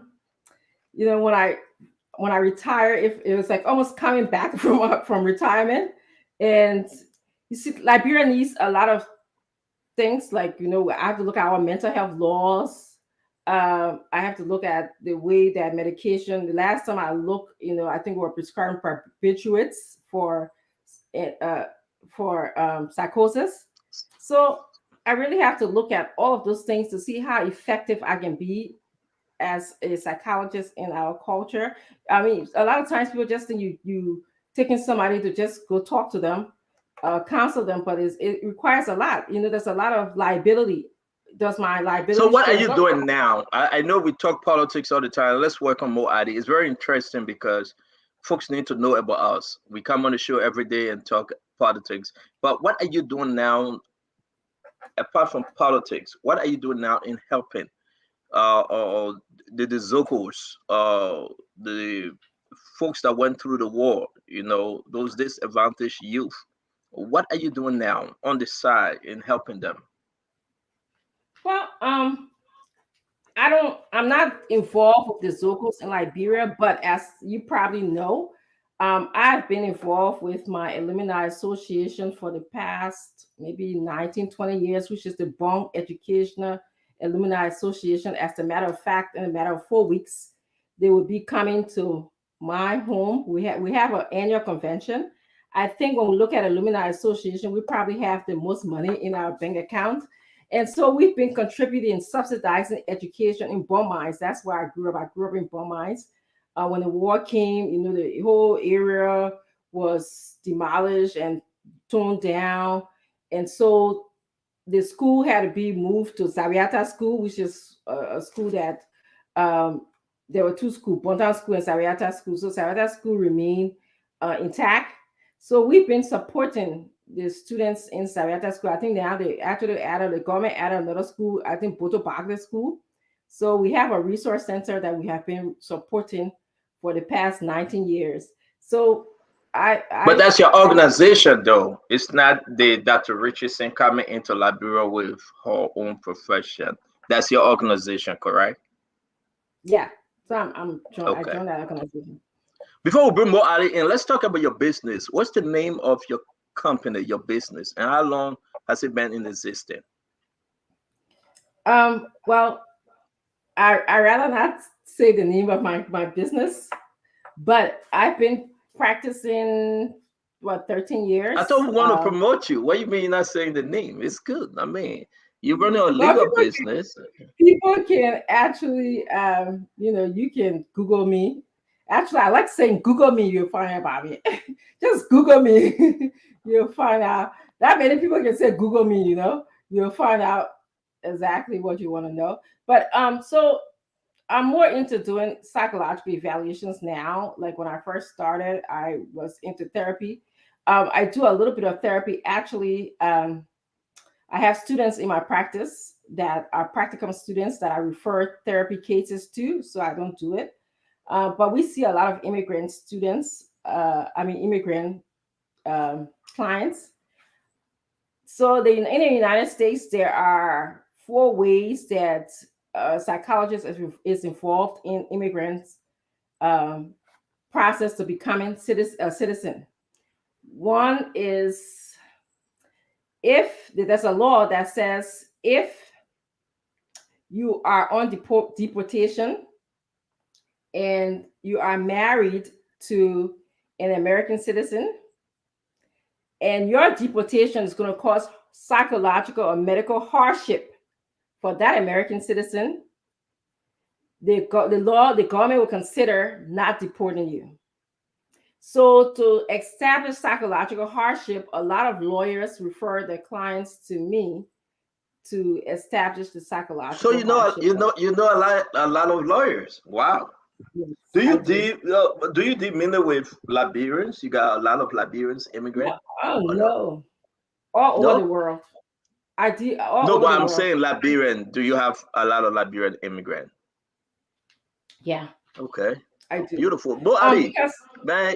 I'm sorry. I tell you what, Mo Ali, man. Your sister, Dr. Richardson, flying, man. She. You know, I heard that woman get plenty of money. She used to write a lot of check to ANC. But now she get on the low, she get on the down low. Look, you heard what she said, folks. If you have immigration trouble and you need help, reach out to Dr. Richardson. You know, you hear your husband beating you, the same for you, they won't send you back, or your wife, reach out to Dr. Richardson. Once you hit the ground, trust me, you can stay if you reach out to the right folks and if you are yet legally. So we want to say it's good to know that we have a sister or Liberian that doing this thing. Mo, talk to us, my man. They beat your team back. Talk to us. No, my team been out ever since from the semi-final actually. Anyway, let me apologize for coming here. I know that the Richardson probably a 1 year. You know today that the UEFA Champions League final. I heard, yeah. So which two teams are playing now? Manchester City and Inter Milan. So the Inter Milan won, right? No, Man City won 1 day. Man City. So okay. you know all the guys. Inter Milan. Yeah, I wanted Inter Milan to win Man City, but they won Inter Milan. So everybody would just be glued to it, and well, sometimes we got to ease the stress of every day. This I beg you, Mo. I beg you, Mo, because I beg you. This, I mean, Obe asking a good question. And I know that Richardson will cringe, but can you answer his question? He really wants you to actually to answer. Let him Google me. He's capable enough of doing that. He will Google you, okay? But I think that's a But anyway, that's fine. Again, Mo, here you go. Like bro, politics, Mo Ali, making to So I don't know what we're discussing, but there's something that's been burning on my mind, and I want to talk about it. In the 60s, President Tubman constructed the executive mansion, which happens to be the official residence of the president. And up to President Doe, they were living in the mansion. And then came Charles Taylor, who didn't live there. He lived somewhere in Congo Town. And by then, we had issues with the traffic because some days the ATU, and that is the main boulevard. Some days the ATU will just block the road. You have to take the Congo Town back road. That was very horrible. Then, the second phase of the war came. And then Judy Bryant came. He didn't live there. He was in Mamba Point. Then President Sirleaf didn't live there. She was in Fish Market. And then, they had to talk to people to purchase their property around there for the president's security. And that's one thing I was always not in favor of. Then we have President Weah, who came in, and at first he was living around, what's the place name? Rehab. And my qualm is not, when the president is living somewhere, they should not protect him. The president, he or she should be protected. But President Weah has moved from rehab almost 4 months or so. And they are still blocking all the roads around there. He now lives on 9th Street. They're not giving people a chance to pass. They're blocking 9th Street. They're blocking the place where he's not living. They block the back, and they are working on the main road. So the little bypass you're supposed to take, they're blocking everywhere there, and the president is still not living there. I don't understand why. I think that is wrong. And moving forward, we are saying, you're not living there, let it free the road. You move now to 9th Street. That's okay. They block the 9th Street side where you live in. That's okay. But you are not living on this side. They should free the road now so that pedestrians and passengers and vehicles and motorbikes can have free way to move. You can be blocking all over the place. I just thought to discuss that. Yeah, but Mo, let me ask you a question though. What are the guidelines that where the president lives is where you increase his security, correct? Well, I really don't know, but normally it's not a wrong thing to have security for the president. My only thing is, once the president has moved from the community, I don't see why they should be blocking all the roads. He doesn't live there any longer. But I understand. I understand what you're saying. But again, I'll go back to my question. Where the president sleep, where the president live, he need to be well protected, correct? That's what I said. I said I don't. So where you think the president stay officially? What will be his official residence? The president official residence in Liberia is the executive mansion. Now he's not in the executive mansion. Most of them for the past 10, 15, 20 years. Right now, Joe, we are official resident is where? As Josh Weah, he has moved on 9th Street. Okay. That's the point I'm making. So when he was at rehab, they had a roadblock to the front, to the back, which is not a problem because that's the president. He should be protected. But once you have moved on from the community, I don't think they should keep blocking the entire area. But maybe he have both, though. Don't you think so? Maybe he operate from both places. But you should not be in, as a matter of fact, the law is that your official residence is the executive mansion. So when you decide to live two places, you cannot impede the free movement of the people because you want to live 2 or 3 different places. But yet and still, you cannot be so open. Notwithstanding where the president sleep, at tonight, they would block some area just because of security. My point is, he has moved to 9th Street. When he was is that what it said? It said official that he had moved to 9th Street. It said official, or that's what you're just thinking? For the past 3 months, the man moved to 9th Street. It doesn't matter. Did he say officially I'm moving to 9th Street? Whenever you talk about official, the official home is the executive mansion. So we understand that now. No. When the president took over, when you say official, the official residence of the president of the Republic of Liberia is the executive mansion. There where your office is, there where your living place is. Let me bring in Dr. Richardson. Dr. Richardson, maybe I'm not getting more and myself would beat on this from the opposite lane. We understand that the executive mansion will mess up, right, Dr. Richardson? But we went into that mansion. You, your husband, and every one of us went into that mansion. We went through the mansion.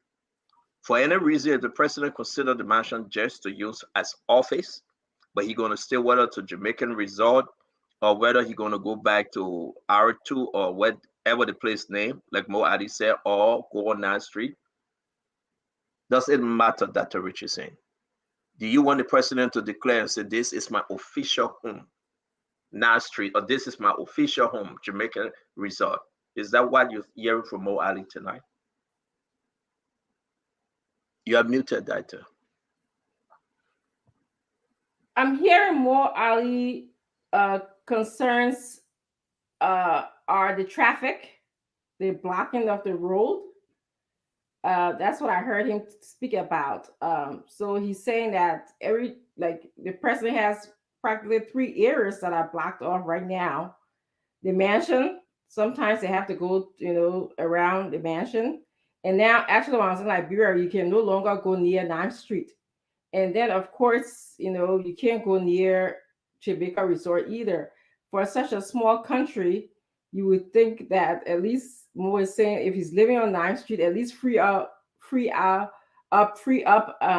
Jamaican Resort or either the mansion, free that up. Don't keep it blocked. So it's not even Jamaica Resort, because Jamaica Resort is not a normal passing place. It's on the beach. I'm talking about the rehab resident. Yeah, I'm not sure people understanding it. If he is living at rehab, and they blocking the road, it's understandable because this is the president. His security matters. But when you leave rehab, in order to free up movement and traffic for the people, and you move on to 9th Street, at least let it free the road on the side. Let it take out all the blockades from there. That's the point I'm making. Absolutely. I'm not saying the house cannot be protected. Well, what would you say about our sister Emmy? Emmy Reuters, this is why she's telling you, Mo. Just bet it. Ottawa is right around the corner.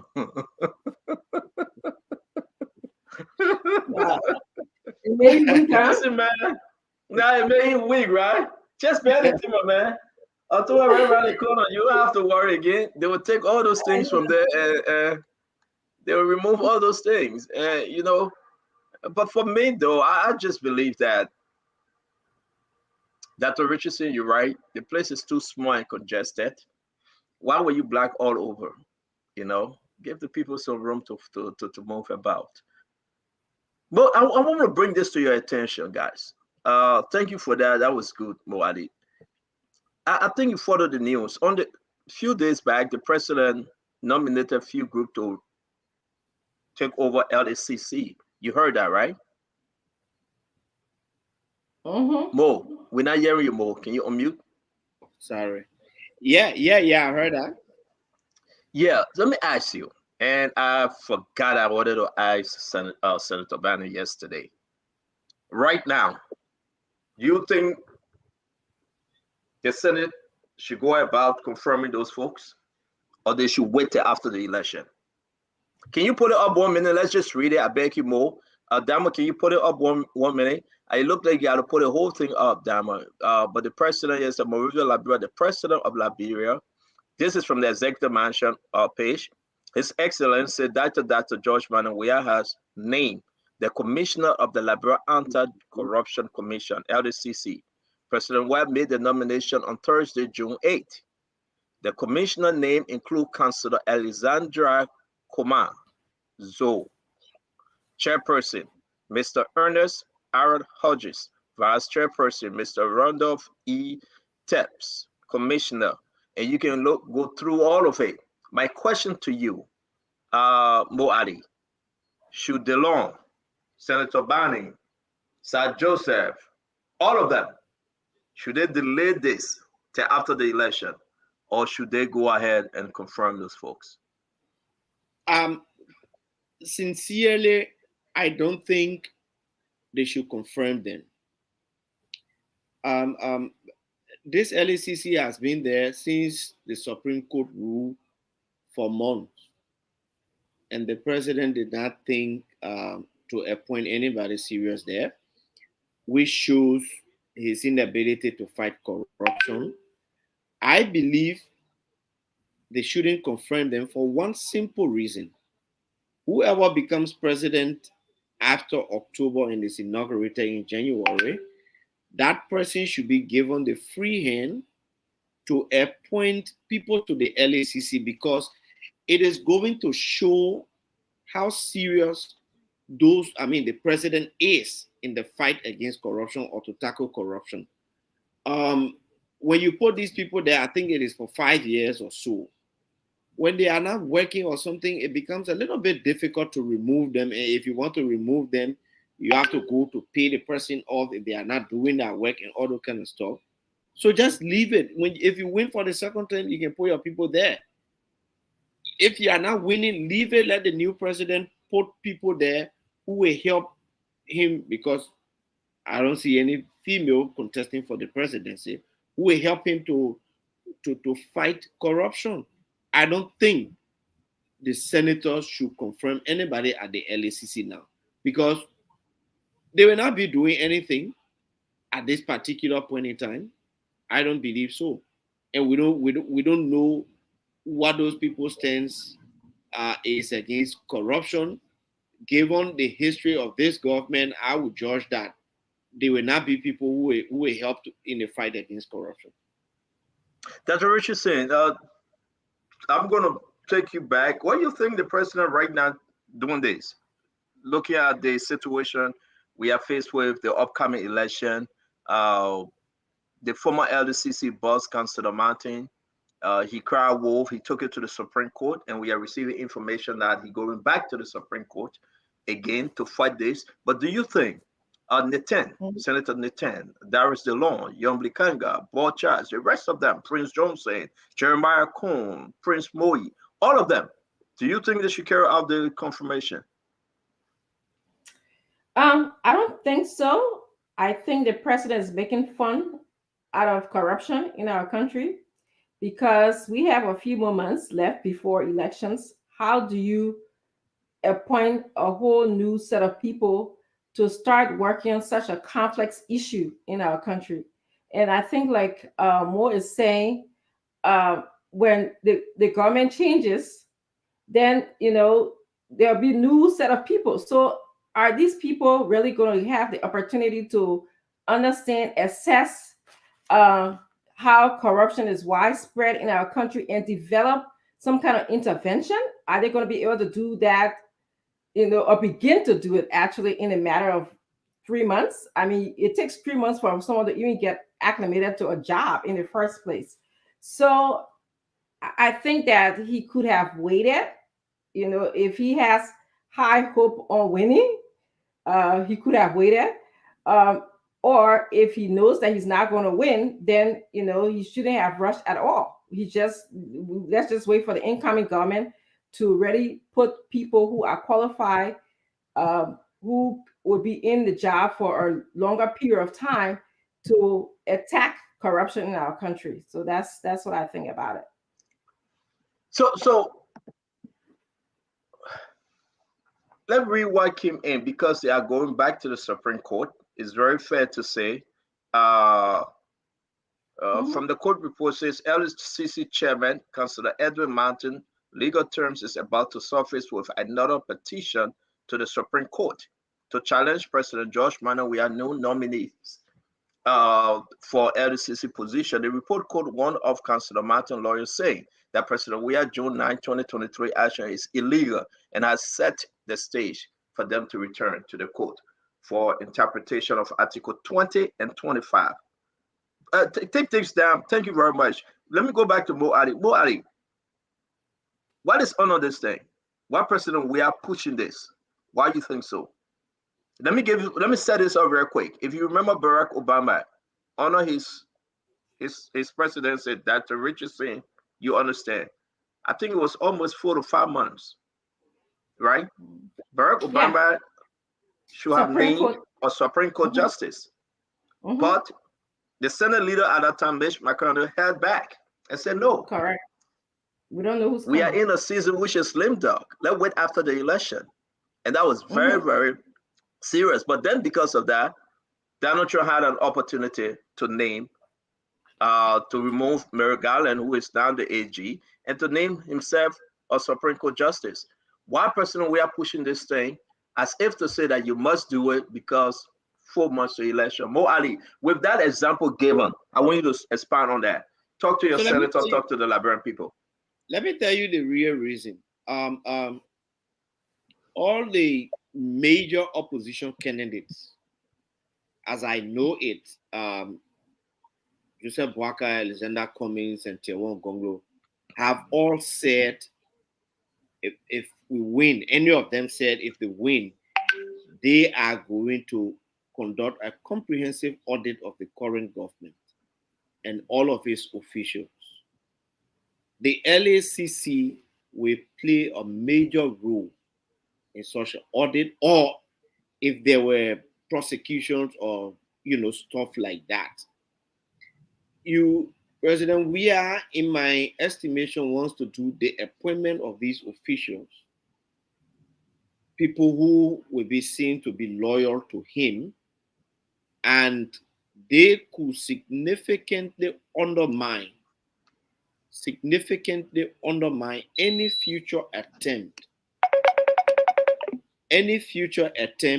to bring people who may be liable for corruption in the past government.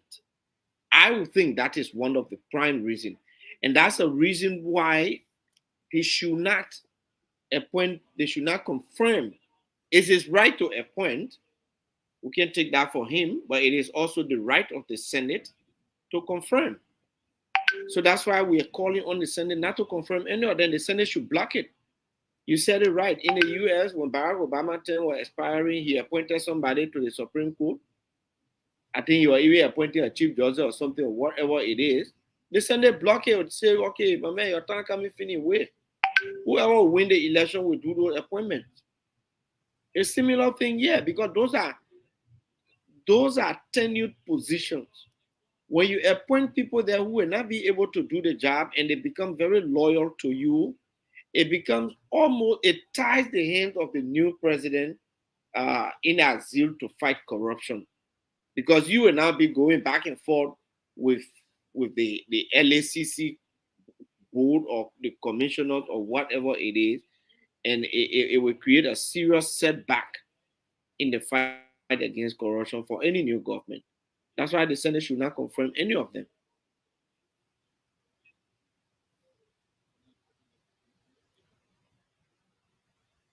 So, no, thank you. I didn't know I was black. Thank you very much, Mo Adi. Mo, this is very serious, and I hope that folks shouldn't just step on it. A lot of people are saying that no, hell no. The Senate shouldn't, the legislature shouldn't confirm them. Why you want to confirm them? Wait after the election. Wait after the election. We saw how they changed the whole system, saying, listen, we would do this, we'll extend the tenure, we'll do this one, we'll pay those people off. And the whole thing was planned, and it was done by Samuel Tway. You follow the story on Spoon. It was done by Samuel Tway. And now they are bringing in the guys and saying, yes, they got to be confirmed. But do you think the opposition lawmakers have the vote to hold off to Dr. Richardson? You think they have?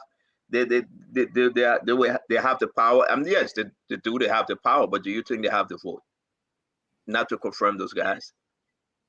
It is going to be a historical event if they block the LSCC nominees from taking their position. I have never heard of the Senate behaving that way, so it would be very historical for me if they did that. I think from listen to Dylan and I believe Senator Bonnie was here, they are beginning to form a opposition bloc in the Senate, and also I believe in the House of Representatives, where they are now talking to each other and making plans, and hopefully they can have the numbers to block the nomination. But if that happens, that would be historical for me, because that would be powerful. The Senate would be actually exercising their duties, their work. They will be doing their job. So let me ask you a question. Let me say this to you, Dr. Richardson, you're right. A lot of people say they should, but they doubt whether they will. Because like they will always say the majority have the will, the minority have this. The majority have this. They say the minority, something like that. Say and will, right? But I hope, because when Dylan came on the show, he named almost 14 senators. I hope from that committee they have the strength to black the nomination. But if they get 14, 16 stay outstanding.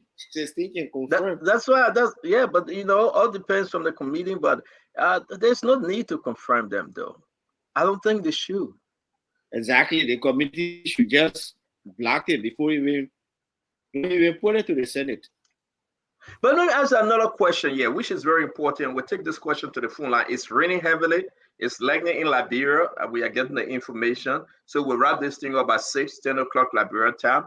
But let me ask you. It is. The rain has been heavy today and the lightning also. Yeah, we don't want it to interfere with our network. But let me ask you a question, Mo.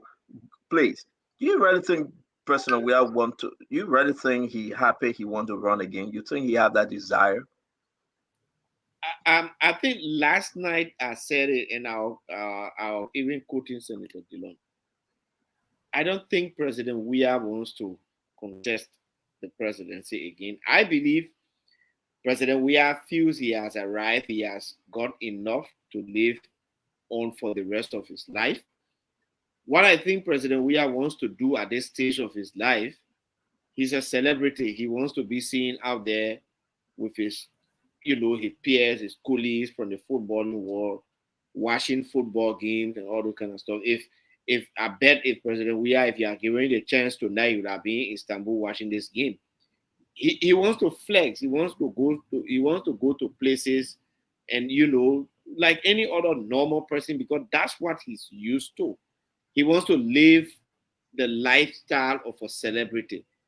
And I feel he just wanted the presidency to make some money and then live his normal celebrity lifestyle. I don't believe for any reason President Weah wants to contest the presidency again, but it is difficult for him because the people that are around him see their survival through him.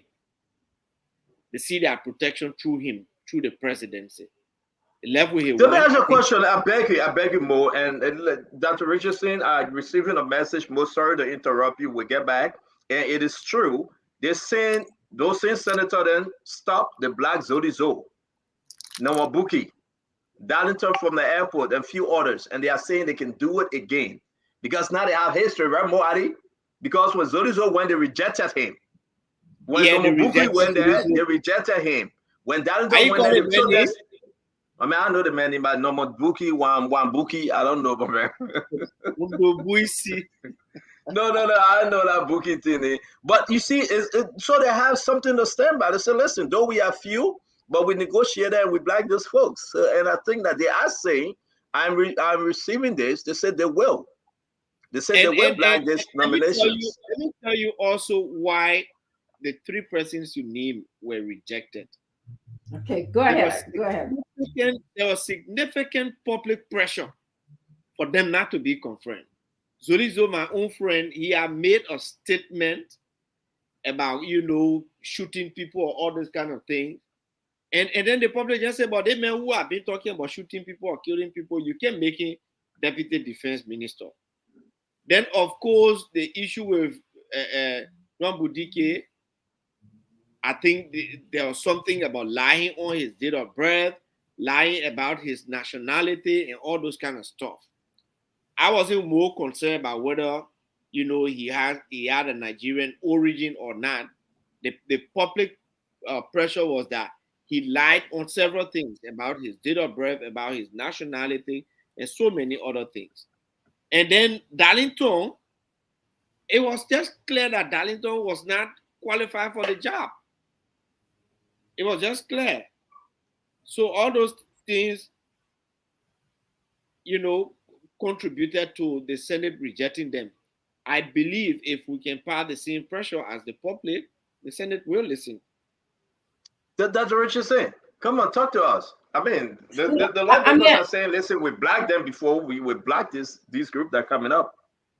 I think the issue here for me is the idea of corruption. That is such an important agency compared to not to say that defense isn't important or the airport isn't important, but LSCC is very important. It speaks about corruption and has the power to indict, for lack of a better word, people who are within the president's cycle, even the president himself, for corruption. So I think him wanting to name somebody or appoint somebody that is very close to him that could probably do what he wants them to do, is what he's doing now, appointing somebody close to him. So the Senate now should be smart enough to say, no, we're going to stop this from happening. And I think, if I recall correctly, there was a change in the appointment of the LSCC members. If I remember correctly, I think the president included civil servant, and now he can he's involved in the appointment. So I'm saying that, they should stop it until there's some clarity with the whole Martin case, and also with the new appointments as well. What are you hearing, Damo? What are you hearing from that end? What were you, because you always give this morning news. You follow the story, you follow the appointment. I mean, what's coming from your sources? Are receiving messages now from senator from the other side saying they're going to black this thing in, is dead upon arrival. But notwithstanding though, Councilor Mountain and his team also going back to the court. Damo, what are you hearing? Yeah, so you've said everything that I've heard, including the screenshot that we showed, that Councilor Martin has said he's going to find all of the legal means to fight this. He and his team will be reaching to the Supreme Court. We've also heard from senators from the opposition angle that they themselves are not going to confirm these nominees. But the executive mansion has said the process was a rigorous one that had people from all walks of society, including the Liberia Business Association, anti-corruption organizations in Liberia.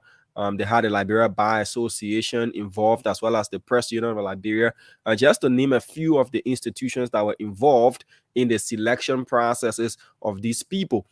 So the executive mansion is saying, look, these guys were not pushed or forced onto the people by the president. They rather went through a very rigorous process from stakeholders within the sector and other sectors. So they are credible people. That is what the executive mansion has said. They followed the process.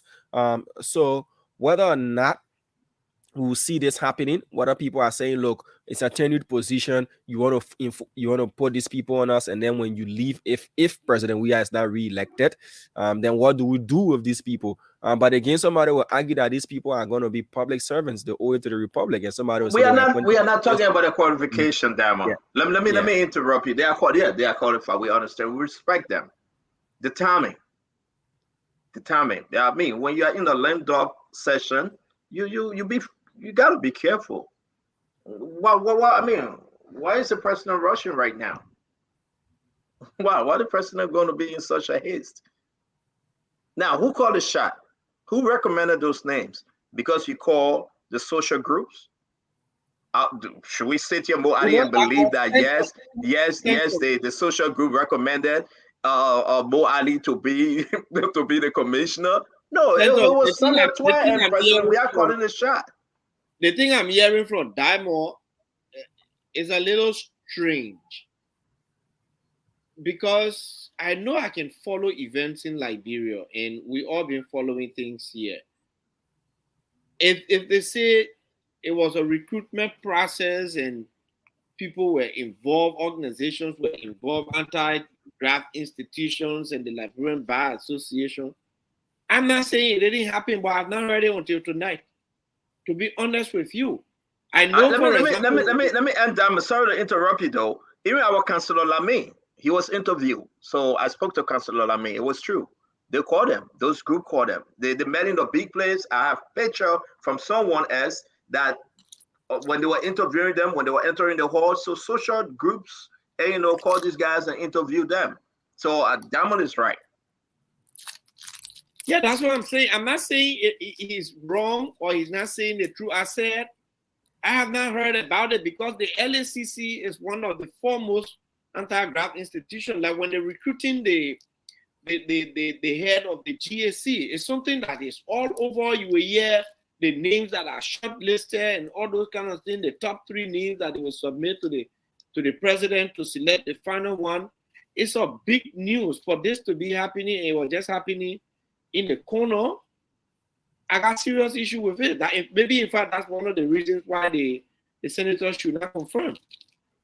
I do believe that it was just a flash. Dr. Richard said, "You're called the Liberian Bar Association. You're called."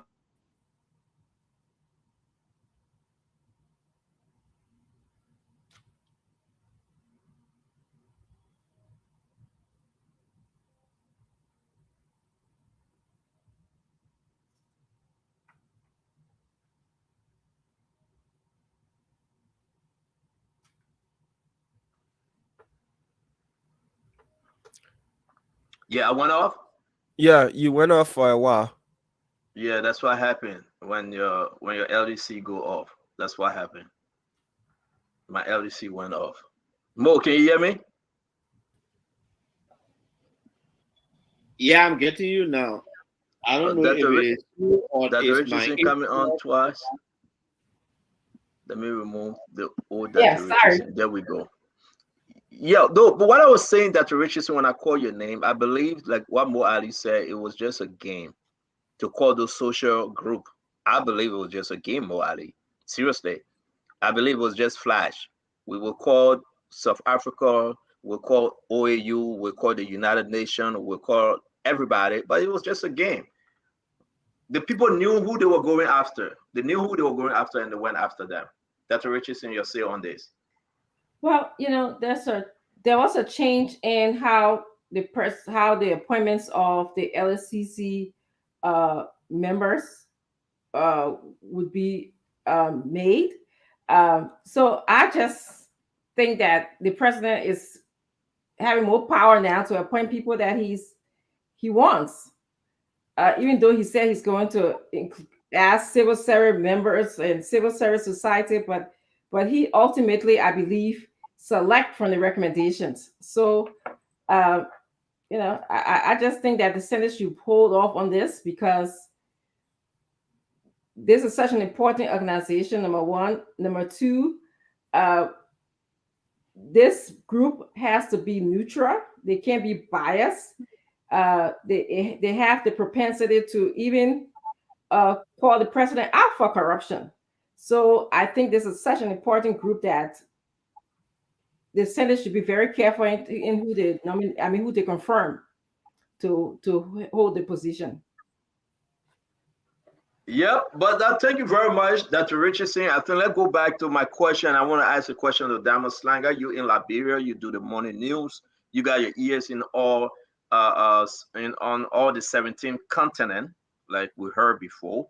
You got sources all over the 17 continent and the 25 counties Liberia have. Let me ask you, do you think this president, Dr. George Manneh, you think he have any desire, he ready in the jobo that you want to run? Well, again, Bo Ali say watching the after game play. Go ahead. Looking for the replay. Yeah. So there was this issue of the code of conduct talking about ambition or intent, and it was a serious issue. I think Mo Ali code of conduct, you have an experience with it, if I'm not wrong. And then it was interpreted that intent is when you officially make a pronouncement, but it doesn't have to do anything. If you're in the corner doing small programs and all of the things, you can safely say you don't have an intent until you officially announce yourself, right? But President Weah has said he's running for the presidency. I was privileged to have been on a county tour with him, and he made that pronouncement. He said he will be coming for re-election. So whether Mr. Ali is saying President Weah is being pushed by those around him to run for a second term, the fact is his face that is going to be on the ticket, on the ballot, along with his running mate. So he's going to run for the presidency. It's not a secret. Whether it's something that he's doing self-willed, well, it's left with internal sources to let us know. But again, your statement and what Mo Ali is saying is President Weah is going to be controlled, or he's being controlled by those that are around him to fulfill their personal selfish agendas and aims. And he doesn't have any interest. And if you say he doesn't have any interest, meaning he doesn't care about how the country is going to be run, he's going to leave it to those who will be pushing him to be there. He's going to feel like he's not interested. And once you're not interested in something, you don't care how it's done. But I can say President Weah is definitely going to run. If you're talking about interested, well, his name is going to be there, and that alone shows interest. Then let me ask you, before I bring in Dr. Richardson and Mo, do you think President Weah, 2017 President Weah, is the same President Weah today? When you talk about election? What do you mean? If he's changing in his physical appearance or no, I'm not, my man. I ain't talking about the man. You know exactly what I'm talking about when you talk about politics. You have to go straight to the point so that I can be able to. Get me hard on you. When you talk about politics, you all want to play it safe. Do you think President Weah get that speed, the will on the people, that folks used to flock under the sycamore tree, print their own t-shirts, and sponsor their own trip? Is that the President Weah you're looking at today? You think the people coming around believing in President Weah after 6 years? Do you think the people still believe in him? So to just answer your question in one part, in one sentence is, when you win an election, you make friends, you lose friends. You make allies, you lose allies.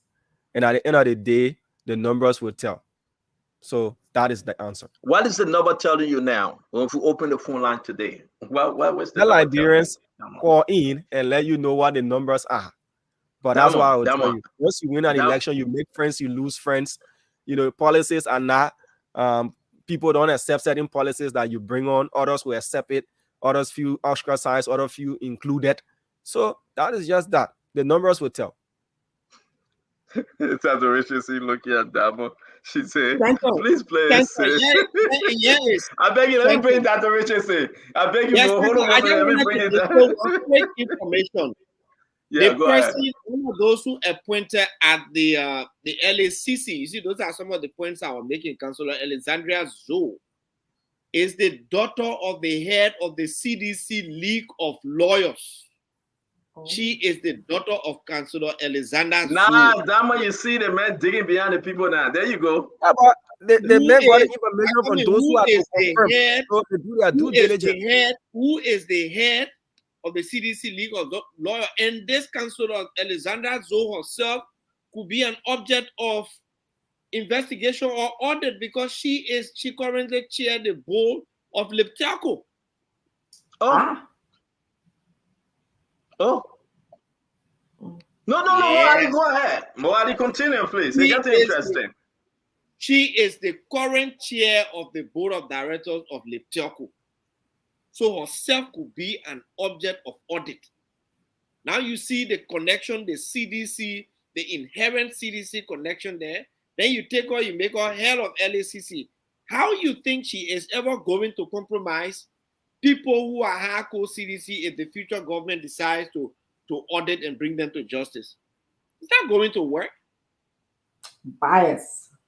Can you say that again? You said, who is she, where is she from, and her father, her mother? She is the daughter of the head of CDC League of Lawyers, Councillor Alexander Zoe. She also served as the current chair of the board of directors of Liptako. You can't be taking CDC people and be making a head of LACC. LACC should be people who are not practicing. So Dr. Richardson, that's not transparency, though. That's not transparency, Dr. Richardson. You see, that's the reason why you see I like the Pekin. He want to be a politician too soon, but I'm a Pekin. You see exactly we about, to be frank. You taking somebody, and you are right, appointed to the board of directors of Liberia Telecommunication Corporation, Alexander Kroma Zoe, the chairperson. And you are right. That's the person that we are naming 2 days ago to serve as chairman of the board of directors of the Liberia Anti-Corruption. Hey, Dr. Richardson, where are we going so? Yeah, and this is the more reason why the Senate shouldn't confirm them, because someone like her have lost her objectivity already, you know? So can you see someone? Can you read a message from Delon? Sorry to interrupt you. It's very important. This is Senator A.B. Delon. Regarding those nominees, we will act accordingly.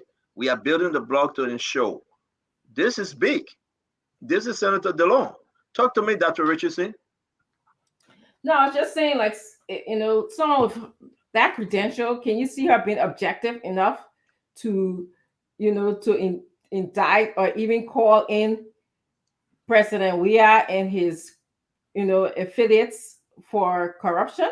I mean, she's already biased to me. I mean, being the leader of the CDC League of Lawyers, as you said, if I'm saying that correctly, that's to me, tell me some biasness. Her father is the head of the CDC League of Lawyers. Oh, okay. Her father. And she is the Dama, can you put her picture up, please? Can you please? I sent you the text. Can you put her picture up? Let the folks see her picture. Go ahead, Dr. Richardson. Either way, I mean, who appointed her? And her father, Lee. I mean, what wasn't that? Was it the president? No, so the CDC League of Lawyers, you know, every political party has lawyers who are with them, partisans who, the team of lawyers. I know the UP has a team of lawyers led by Councillor Bushiben Keita, Councillor Glorious Car, Councillor Ko Bangalu. The CDC too has that, and like every other political party. So their party, the CDC, the lady who has been appointed, her father is the head of the CDC team of lawyers, and he's a sedition. She is a sedition. She is head of Leptelco. Yes. So what's going on, President Weah? You going in your corner. I'm not saying by point opposition, but there's no way Liberia should stand for. No way that the president. I mean, why can't you just wait? Just wait. Just wait after the election. Damo, you got a photo? Trying to get a picture. The internet here is not. I know. Thank you. But so go ahead more before we get to that. To Richard saying, this is big. Knowing very well that they say they had a transparent operation. People, and you write more. You say you never heard it.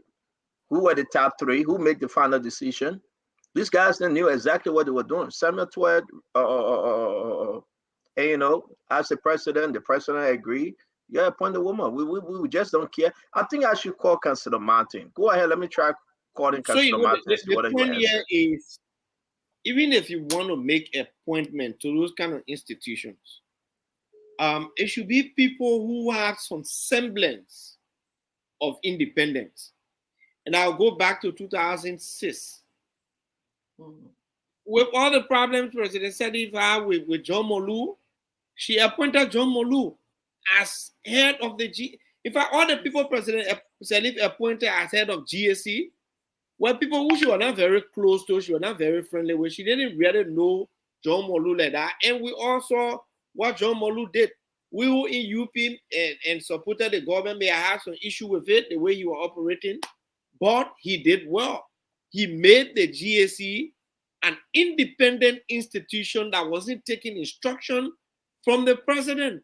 And so the GSC were auditing everywhere, and so was other people who inherited the GSC. Today, you hardly hear the GSC or conducting audit. I beg you, Mo Ali, I beg you, Damo, can you please put our fine print? I have the commissioner, the current commissioner right now, Councillor Martin, Edwin Martin from LDCC on the phone. So let's hear it out. Councillor Martin, welcome. This is the Spoon Talk. Thank you, and thank you to all the panelists that are listening to the Liberian people. I'm prepared to discuss and give you legal analysis of by one rule what the president did. Go ahead, sir. You are live. Go ahead. Okay, the action the president actually wrong, and my legal team. We are now in preparation to go to the Supreme Court to see how best we can have the matter filed. We initially, as we discussed before, we filed a petition before the Supreme Court challenging 16.1 and 16.2, and the Supreme Court said that our action was premature because we're not affected. And second, the Supreme Court said that our action was also premature, and the opinion also said that the action was futuristic. And if the Supreme Court, the government decided to take an action against us, they should also consider the sanctity of contract under Article 25 of the 1986 Constitution. So we are taking aback that people within this government will go to the president and mislead the president that they won the case and they have the audacity, the legal audacity to vet and appoint commissioners while we are still there in violation of Article 20 of the 1986 Constitution. Stating as I speak to you, we will challenge just to the letter and we'll fight this battle to the letter.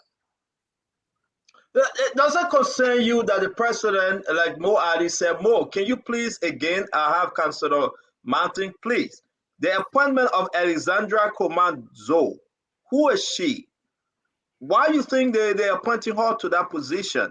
If you know, can you help us? Then we'll come to the your case before the Supreme Court.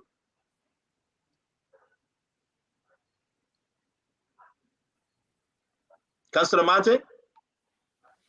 I'm here. Yeah, the question was for you, sir. Do you know Alexandra? I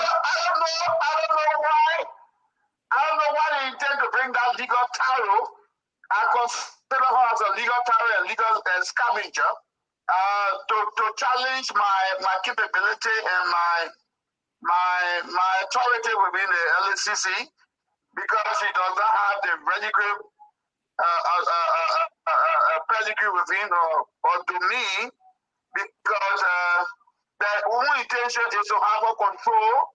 That's a stereotype, as I call it. But let me let you know that this particular LACC will not be controlled by this government. And we intend to ensure that all those that were captured in our investigation and that were forwarded to the Ministry of Justice will be brought under prosecution. And they are afraid that Councillor Eddie K. Martin is standing up to the truth. And they want to ensure that they put in a surrogate institution that will protect their own integrity. But God willing, we'll fight this battle to the end. Why are you calling her a scavenger? I mean, have you worked with her before? Is she qualified for the position, or why are you calling her a scavenger? She's a scavenger because she's being controlled by she's a scavenger because she's being controlled by the present administration to live up to the dictates and the whims and caprices. But for me, I will not. I will ensure that the legal battle and all those that are being captured within our investigation will be brought to justice. That is our role. That is the present focus of the LACC. We will not submit to any form of inducement. Let me bring in. Let me let you know. Yes, go ahead, sir. Let me let you know that this country belongs to Liberian people. And the major and the intention of Liberian people is to ensure that all those that are forming corrupt parties will be brought to justice. They are fighting me because I'm concerned about the issue of corruption in this country. Why at this time? Why at this time they intend to change, to fight me? For the last 1 year, this government has been fighting me. For the last 1 year, this government has been battering me. But Senator, let me let you know that I'm prepared. We'll stand up for justice. We'll stand up for truth. We'll stand up for the reality of this country. And we'll make sure that this government, all those that were captured in our investigation, will be brought to justice and prosecuted consistent with law. Just I'm not afraid of my life anymore. Yeah, so real quick, we got to bring in Dr. Richardson and Mo Ali. This is very important. Liberians are hearing you. They are now jumping in this thing and making their own opinion. So let me bring in Dr. Richardson. Dr. Richardson, this is scary though. We have Councillor Martin, the current commissioner, on the phone.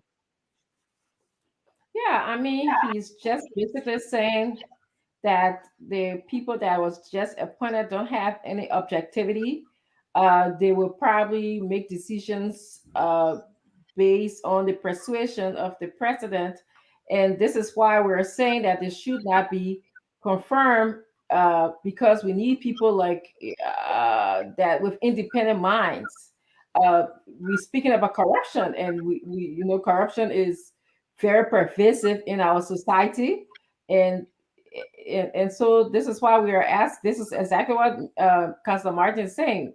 We need someone who will not be under pressure by this government, someone who will be very objective in calling out corruption in the government.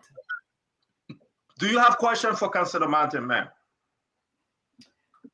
Let me put my thoughts together. Let me wrap my thoughts together. Thank you very much, Dr. No, Ali, we got Councilor Martin on because I got a bunch of questions for him. Talk to us, bro. Yeah, definitely.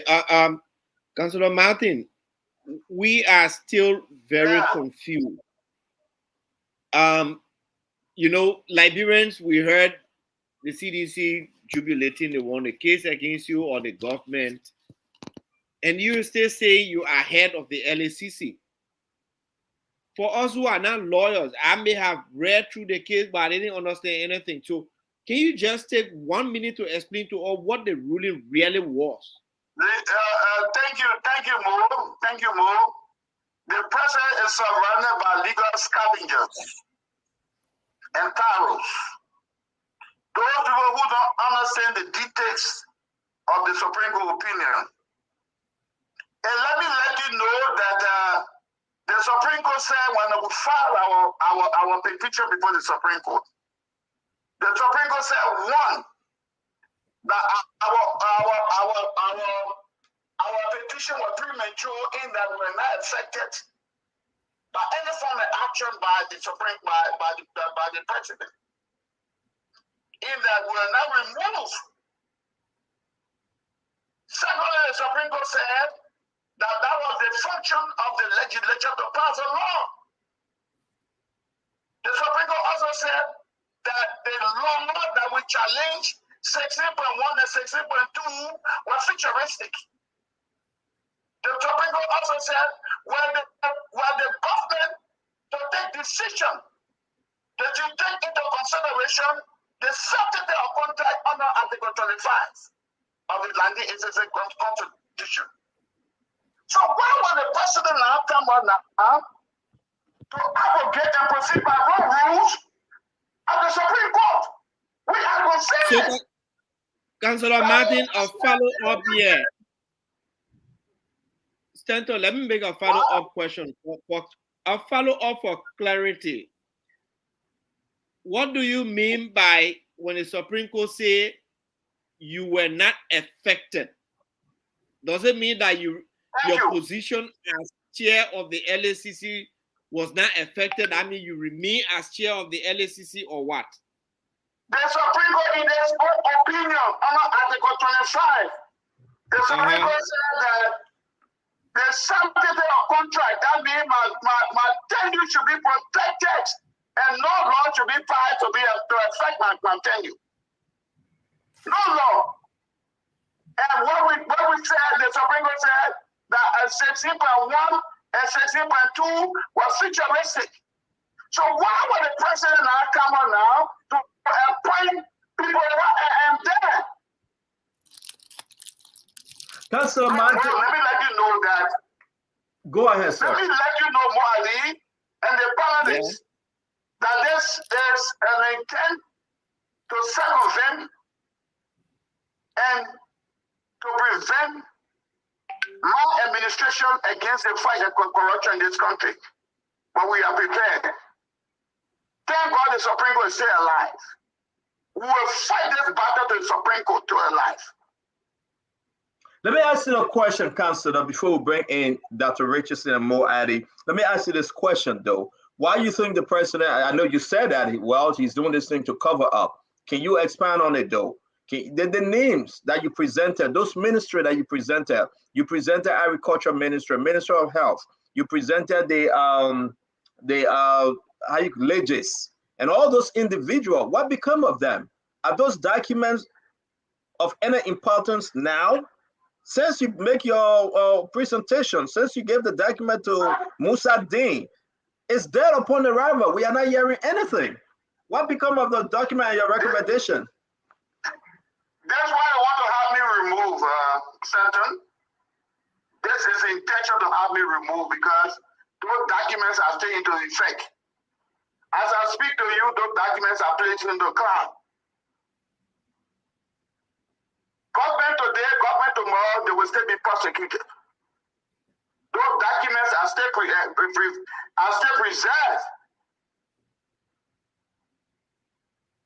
The sole intent is to ensure that I'm not there and removed and replaced by a surrogate administration to have those documents destroyed. That's the intention. But I'm telling the Liberian people tonight. I am speaking to the Liberian people tonight. Stand down on your show. I wish I to appear formally that the Liberian people will be well informed that this administration does not have the intent to fight corruption. Is there any way we can have you? Can we have you in studio on Monday? Can we? Can we schedule you?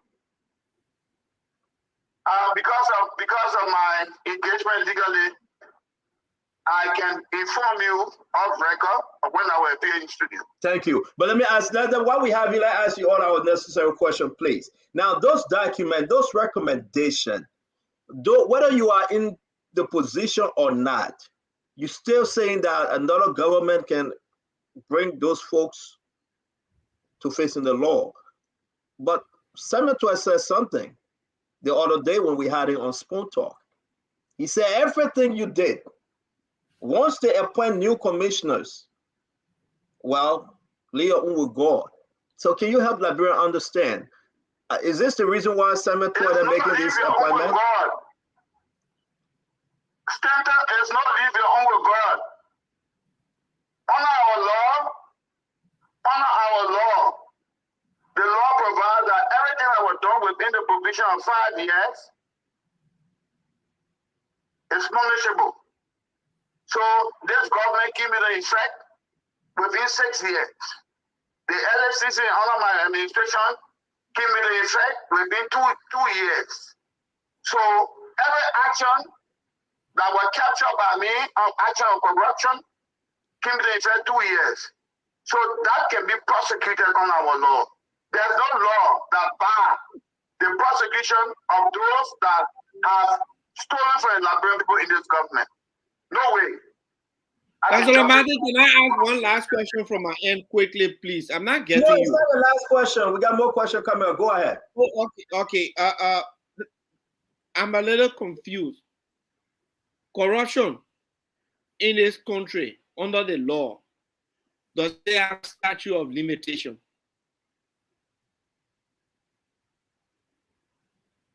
Thank you. That's why we have been advocating that the statute of limitation is for 5 years. And one of my proposals to the... Wait. Councilor Martin, please answer it clearly for me and the public. Does corruption have statute of limitation? If so, how many years? Corruption is a crime, it's a felony. And it's a crime that is provided for on our law. And that crime, yes, I would say 5 years. 5 years. So let me ask this, right? It's extremely confusing. Let's assume I became president today.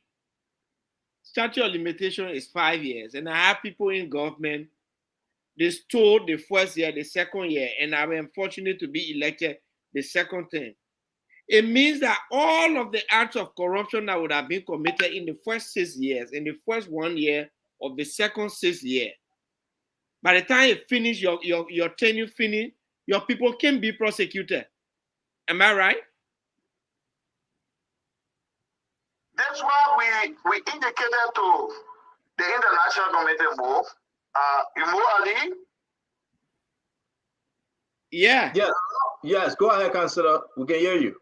That's why we indicated to the International Committee as one of our points that the issue of statute of limitation on corruption should be abolished. That portion of our statute should be amended. We're clear on that, unambiguous. We also indicated the establishment of the anti-corruption court. Because if we don't do that, that will be setting precedent for people to steal. So what we have seen is that the statute of limitation is for 5 years. It's for 5 years. But as I speak to you, No one within this administration has passed the statute of limitation. No. No one. So we can act consistent with law to ensure that those that are being affected, land members that are being affected by stolen properties, and those standards, let me let you know. There are documentations, there are investigations, there are other things that are before us that hold government officials of interest liable of corruption in this country. And their also intent is to make sure that I am not there to have them prosecuted. But are you talking about your document that you presented to Musa Dane, or you talk about new players? There are documents that were presented to Musa Dane, and there are also documents that we also have in our own possession. Of new ministers and directors, can we speak to that, please? There are even ministers, there are directors, there are action on procedures, and there are more action on the corruptibility of how people procure contracts, and all those things are within our possession. Are you still? And that's why they are fighting me to ensure that I'm not there, because they want to cover up. Are you still carrying on an investigation, other investigation, apart from what you recommended? We have done series of investigation as I speak to you. Wow. We have done analysis of cases that we have within our possession. And those cases are so germane to the interest of Liberian people. Stanton, I don't want to call those cases, but according to the Liberian people will jump in the street. Wow. Dr. Richardson, do you have a question? I see that you're researching something. Just for the sake of our followers, though, the councillor is saying, Moadi, this is serious. Apart from his recommendation to Justice Ministry, they have other cases that they are still investigating, and they have documents that can shake the nation. This is scary tonight, though. Dr. Richardson, come in. Let Dr. Richardson come in. Let Dr. Richardson come in, please. Dr. Richardson, come in. Councillor, I had a question about the LSCC ability to freeze public officials who have been found guilty of corruption property. Is that still a part of your mandate, or at least was that law passed? I don't understand you well. What is that? I was asking about the law that was proposed that the LSCC can freeze the property of those who are found guilty of corruption. Is that still is that a law? The new law was passed. The new law was passed principally to protect the interests of corrupt officials. Let me tell you. If you read that law, the new law was passed principally to protect the interests of corrupt officials. And we are saying that new law is not in the best interest of fighting corruption. We are going strictly by the issue of confiscating and taking show that those that stole the Liberian people money and build huge homes and properties be confiscated. That is the whole law. That is the whole law. And we are doing everything possible to make sure that the rights of our people are protected. And come what may, the plan of this government is to ensure that Eddie Martin is no more chairman of the LSCC. But to have him removed, it should be done constitutionally. It should be done by law. You can have legal scavengers around the president who claim to be lawyers, and they are not lawyers, to be wrongly advising the president and challenge the issue of the president. You cannot, by law, have him removed in the form and manner he's doing. And we'll go to the Supreme Court to challenge that. I like Mo Ali. Dr. Richardson, are you done? Yeah. Yeah, no, I have another question. So please clarify for us. Your position was tenure, and I understand exactly why that position was tenure. That gave you the ability to be objective without any fear of politicians. So with the new law, is the position of being chairman of the LSCC still a tenure position, or did they change that? The new law is still under contest. Dr. Richardson, the new law is still under contest. And what we are seeing, the old law is a tenure that gave the authority of commissioners to be independent. The old law is a tenure position that gave the authority to commissioners to be independent. But the new law was passed principally to protect the interests of the government. And we are seeing that we challenge the passage of the new law. But the Supreme Court said we're not affected. Now we are affected. Are you still working from your now office? We are affected. Councillor Martin, are you still working from your office, the office within LSCC? As I speak to you, Stanton, I'm working from my office. And I challenge no one can circumvent or stop me from going to my office. I understand there are plans on the way to have me barricaded, but I will move to my office in any form and fashion.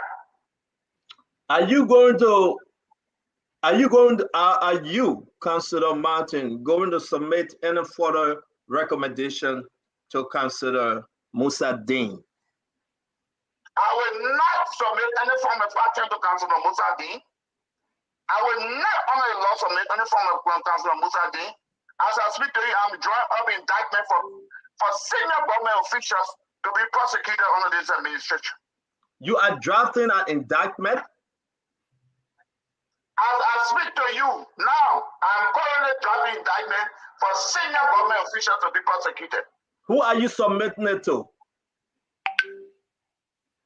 We have the authority now to prosecute. We have the prosecutorial powers, so we'll use that. Will the government accept your indictment? If the government does not accept our indictment, the court will accept our indictment. Mo Ali, I see that you want to come in. You know, all along, I didn't know that. I overheard Councillor Magoi said it once, maybe my ear mistaken. The issue of corruption having statute of limitation in so short 5 years is extremely worrisome, Stanton. And if that is the law, then which of ever government that will take over in 2024 January, that should be part of their 100 days plan to scratch that part of the law off. Because it will just encourage people to engage into corruption. You just mango is all kind of way when fire finish. For 12 years, you're done. You are free. Yeah. You're just free. You can corrupt in your own voice. But Councillor Martin, I know it's going to get a little bit muddy. And I see, you know, everybody is saying your security, you know, you should be careful with it. And I know how what if tomorrow you go to work? I mean, tomorrow Monday, and police have barricaded the place. What are you going to do? Let me let you know that under the law, I should have free entry to my office. Under the law. Yeah, but CDC has not been dealing with under the law. The city mayor, for example, is the law. It talks try to prevent you from our office. We equally resist and move into our offices. They could use the police.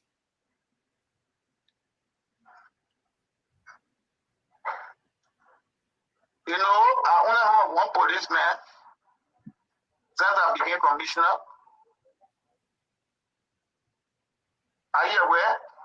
I have only one policeman with one side weapon He goes to work as an ordinary civil servant. And they're going to take our policemen from behind you now. What is the plan of this government to have only one policeman assigned to me? One policeman. So let me understand something. Do you know the newly appointed prosecuting commissioner, David Wilson? Do you know him?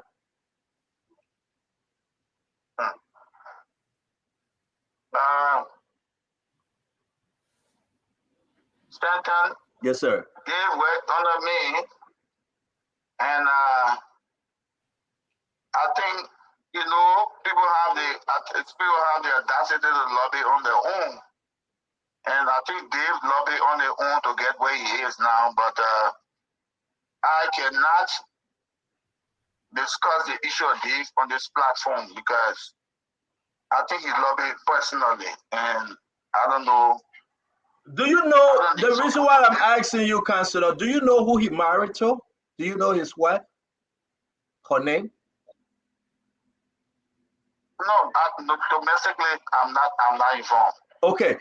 If it is true, we are receiving report that he married to the sister of Wilma Smith. Who is Wilma Smith? Is that one of the name on your indictment? Yeah, Wilma Smith was indicted by us. So if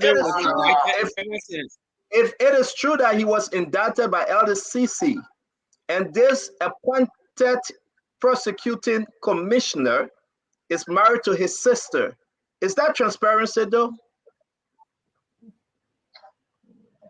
Well, I'm not transferable. We cannot transfer the issue of Wilma Smith to Dave Wilson. But how that play? I understand that. I understand that. If that's his brother-in-law, you think it's fair to say that the president appointment is in line with being transparent? If the man that is the issue of our contestation under the law is under Article 20 and Article 25. The president, by what he did, acted by wrong rules. The president, by what he did, acted under the auspices and the authority of illegal scavengers. The president, by what he did, acted by what he did under the violation of Article 25. And those are our position. We're not going to dwell on the issue of brother-in-law and this and that. No. But how scary it is, I understand your position, Councilor, and I know you don't want to speak to this. But knowing that my brother-in-law would be the one having the prosecuting power over me, come on, man. This is like a child's play, though. But let me bring in more. Listen, Councilor, we're going to ask you. I have one question to give you clarity.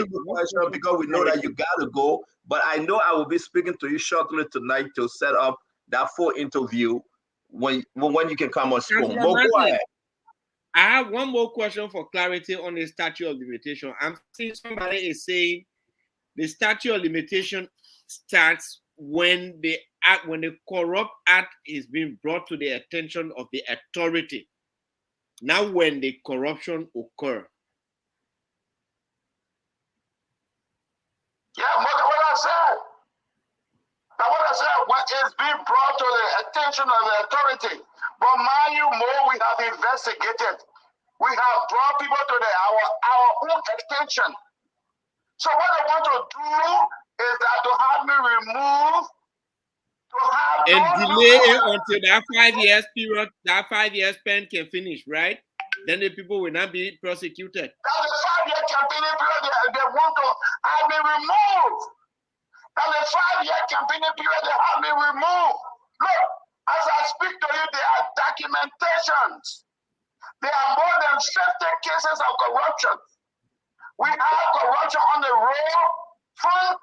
We have corruption on the other issues. I don't want to have them discuss tonight. Because if we're going to do that, they will burn my house down tonight.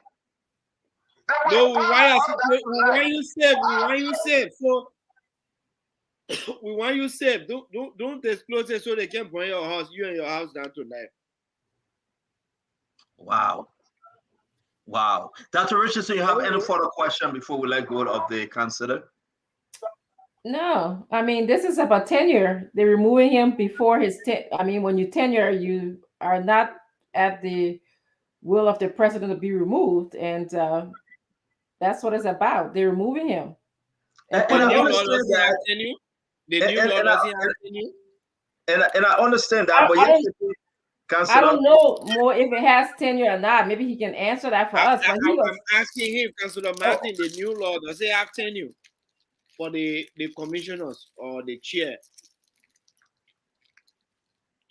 My tenure is for 5 years, and my tenure in 2026.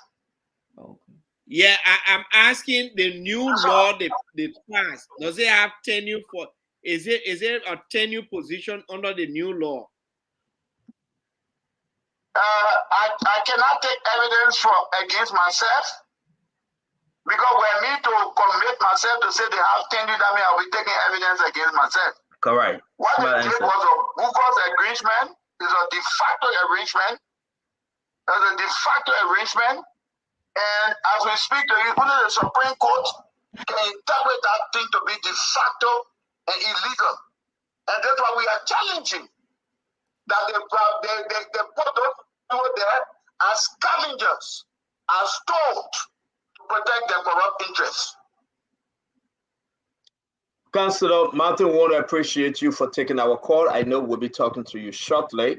My interest here is that you have over 50 cases that you're investigating, apart from your recommendation to Musa Deen, the one that is sitting under the president's left foot and getting a lot of dust on, because actually, since you presented a recommendation dead upon arrival, we don't know what's happening.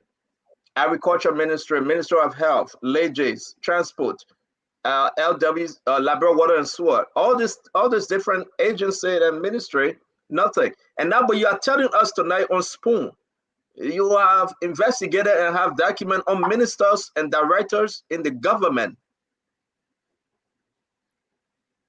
As I speak to you, Musa Deen is more toothless, because by law, Musa Deen is the only minister and the Attorney General that can disagree with the president consistent with law. But I'm thinking about that the professor is spineless. It's spineless. And he has failed to justify his inclusion. Wow. He has failed to justify his inclusion as Minister of Justice and Attorney General. But let me let the Labrador know that Kambwa me, this matter what this government intend to do to me, I will not go on the ground anymore. I will stand up to justice. I will stand up to fight this to the letter, to the court. And any attempt by anyone to tell me to have me executed, I come from the Gribble tribe. I've already consulted with my people, and my people are in readiness to support me. We will stand up and we'll fight this to the letter. Thank you very much, Councilor Martin. Real quick before you go, you can take this question home. You choose to answer, I will accept. If not, that's okay. Your commissioner, your investigation, is it up to the president and vice president also? We have captured everyone in this country. Everyone in this country has been captured on our investigation. So is the president and vice president captured within your investigation, sir? Everyone has been captured on our investigation. To God be the glory. Have a wonderful evening, and I will be talking to you soon, sir. Thank you. Thank you. Yes, sir. When we were saying, I know I can say that, but they say July. Dr. Richardson, this is big. Liberians, my last question, he said everyone captured under his investigation. And he said he making recommendation. Mo Ali, I'm done. What? Yeah, let me close up. You know, if we have to fight corruption, we need to be a Ali, don't close. I beg you. 10 calls real quick. Till this Saturday, we can do this. I beg you, man. You watch your African show. I beg you, my man. 10 calls because the people have heard something important. We can't let it go dry in the mud. This is Councilor Martin. Diamond, take your calls. I beg you. Thank you. Diamond, can you please, if you can, 10 calls real quick? Dr. Richardson, right? Let's listen to the Liberian people. The man is investigating. As of now, he stayed investigating. Can you imagine? He stayed investigating now, as we speak. The president, the vice president, ministers, directors, and everybody. Where's Diamond? Diamond said he taking calls? Go ahead, Mo, do your closing. Maybe it's Diamond said the internet giving him a hard time. So Diamond said he would take call on Monday. And I hope to have Councilor Martin back. Folks, I'm sorry the internet is tripping in the studio, so we're not taking calls. Go ahead, Mo. You're sorry, good people. There are things that were revealed tonight, and it had me shocked. The issue of statute of limitations. So, you know, like I said, people could report the corruption case, and the government that is there will just decide deliberately we will not prosecute it until the 5-year expire. And then Buhari is a free man. If there are thousands of dollars, hundreds of thousands of dollars, millions of dollars you've stolen, you just go with it free. I think that entire thing about statute of limitation should be removed. Because when you carry on the act of corruption today, it affects the country forever. What's supposed to happen in the education sector, in the health sector, in all the other sectors are affected. And then you go free, you enjoy the Liberian people money.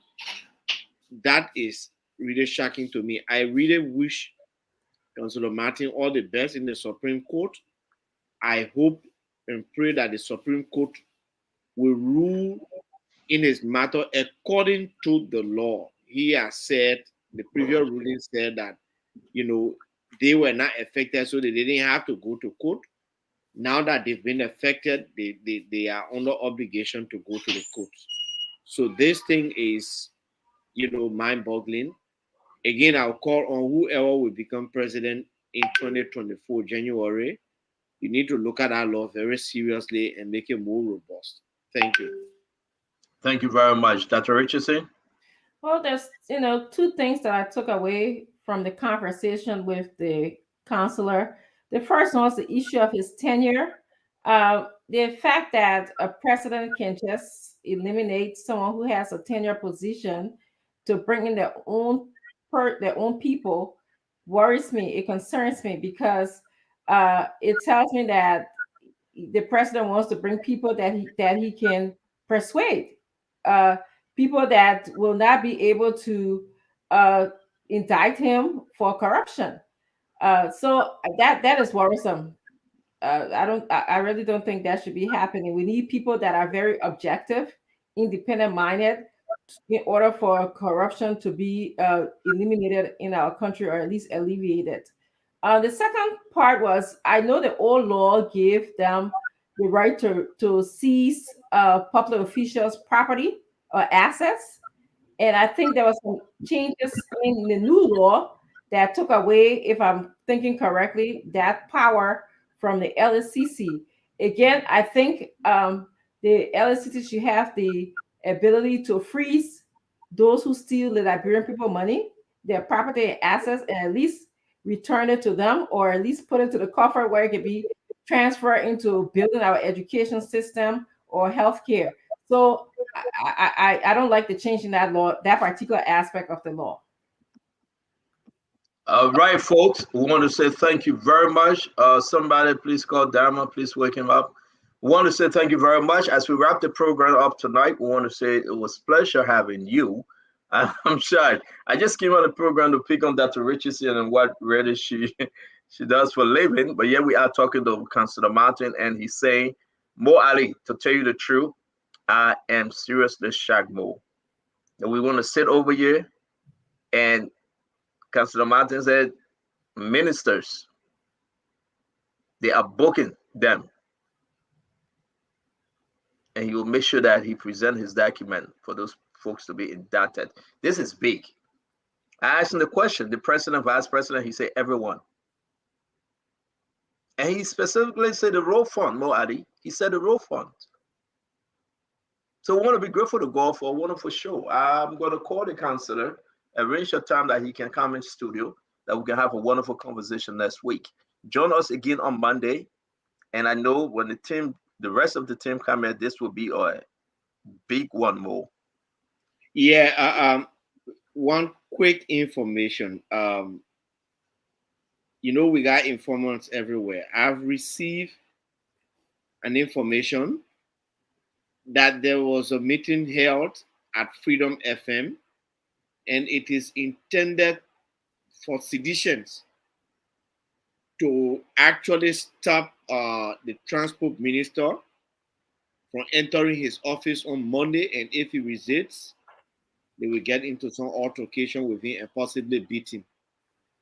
Transport Minister Wuru, I'm sending this information out for free to you so that you can be mindful of your security. Even though I don't know you, I don't think I've even seen you at a close range before, but it's just an information that our intelligence sources are gathering. Well, there you have it, folks. Till we meet again. Come on, Magic. Come on the show for us to wrap this thing up. There you have it, folks. Till we meet again. Thank you very much, Dr. Richardson. Thank you very much, Mo Ali. A wonderful program tonight. I'm going to go back and listen to this because Councilor Martin was on fire. And I want to say, come back, join us Monday. We will be, listen, George Soto had an internet problem. That's why he couldn't appear today. But we'll try to reschedule him. All right? Thank you very much, Mo. Thank you, Dr. Richardson. And let's have a wonderful evening. Magic, take us home. Bye-bye. Good night.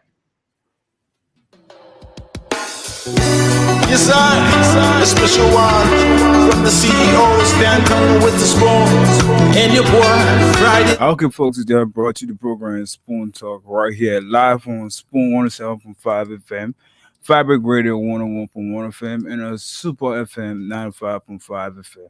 I just don't choice, but time now we like to call it a night right here. We're gonna be back here for you guys by morning. Spoon Talk gonna resume. For the full team gonna be here by morning. Until then, have yourself a wonderful, wonderful God bless that from mine. Bye bye. Yeah.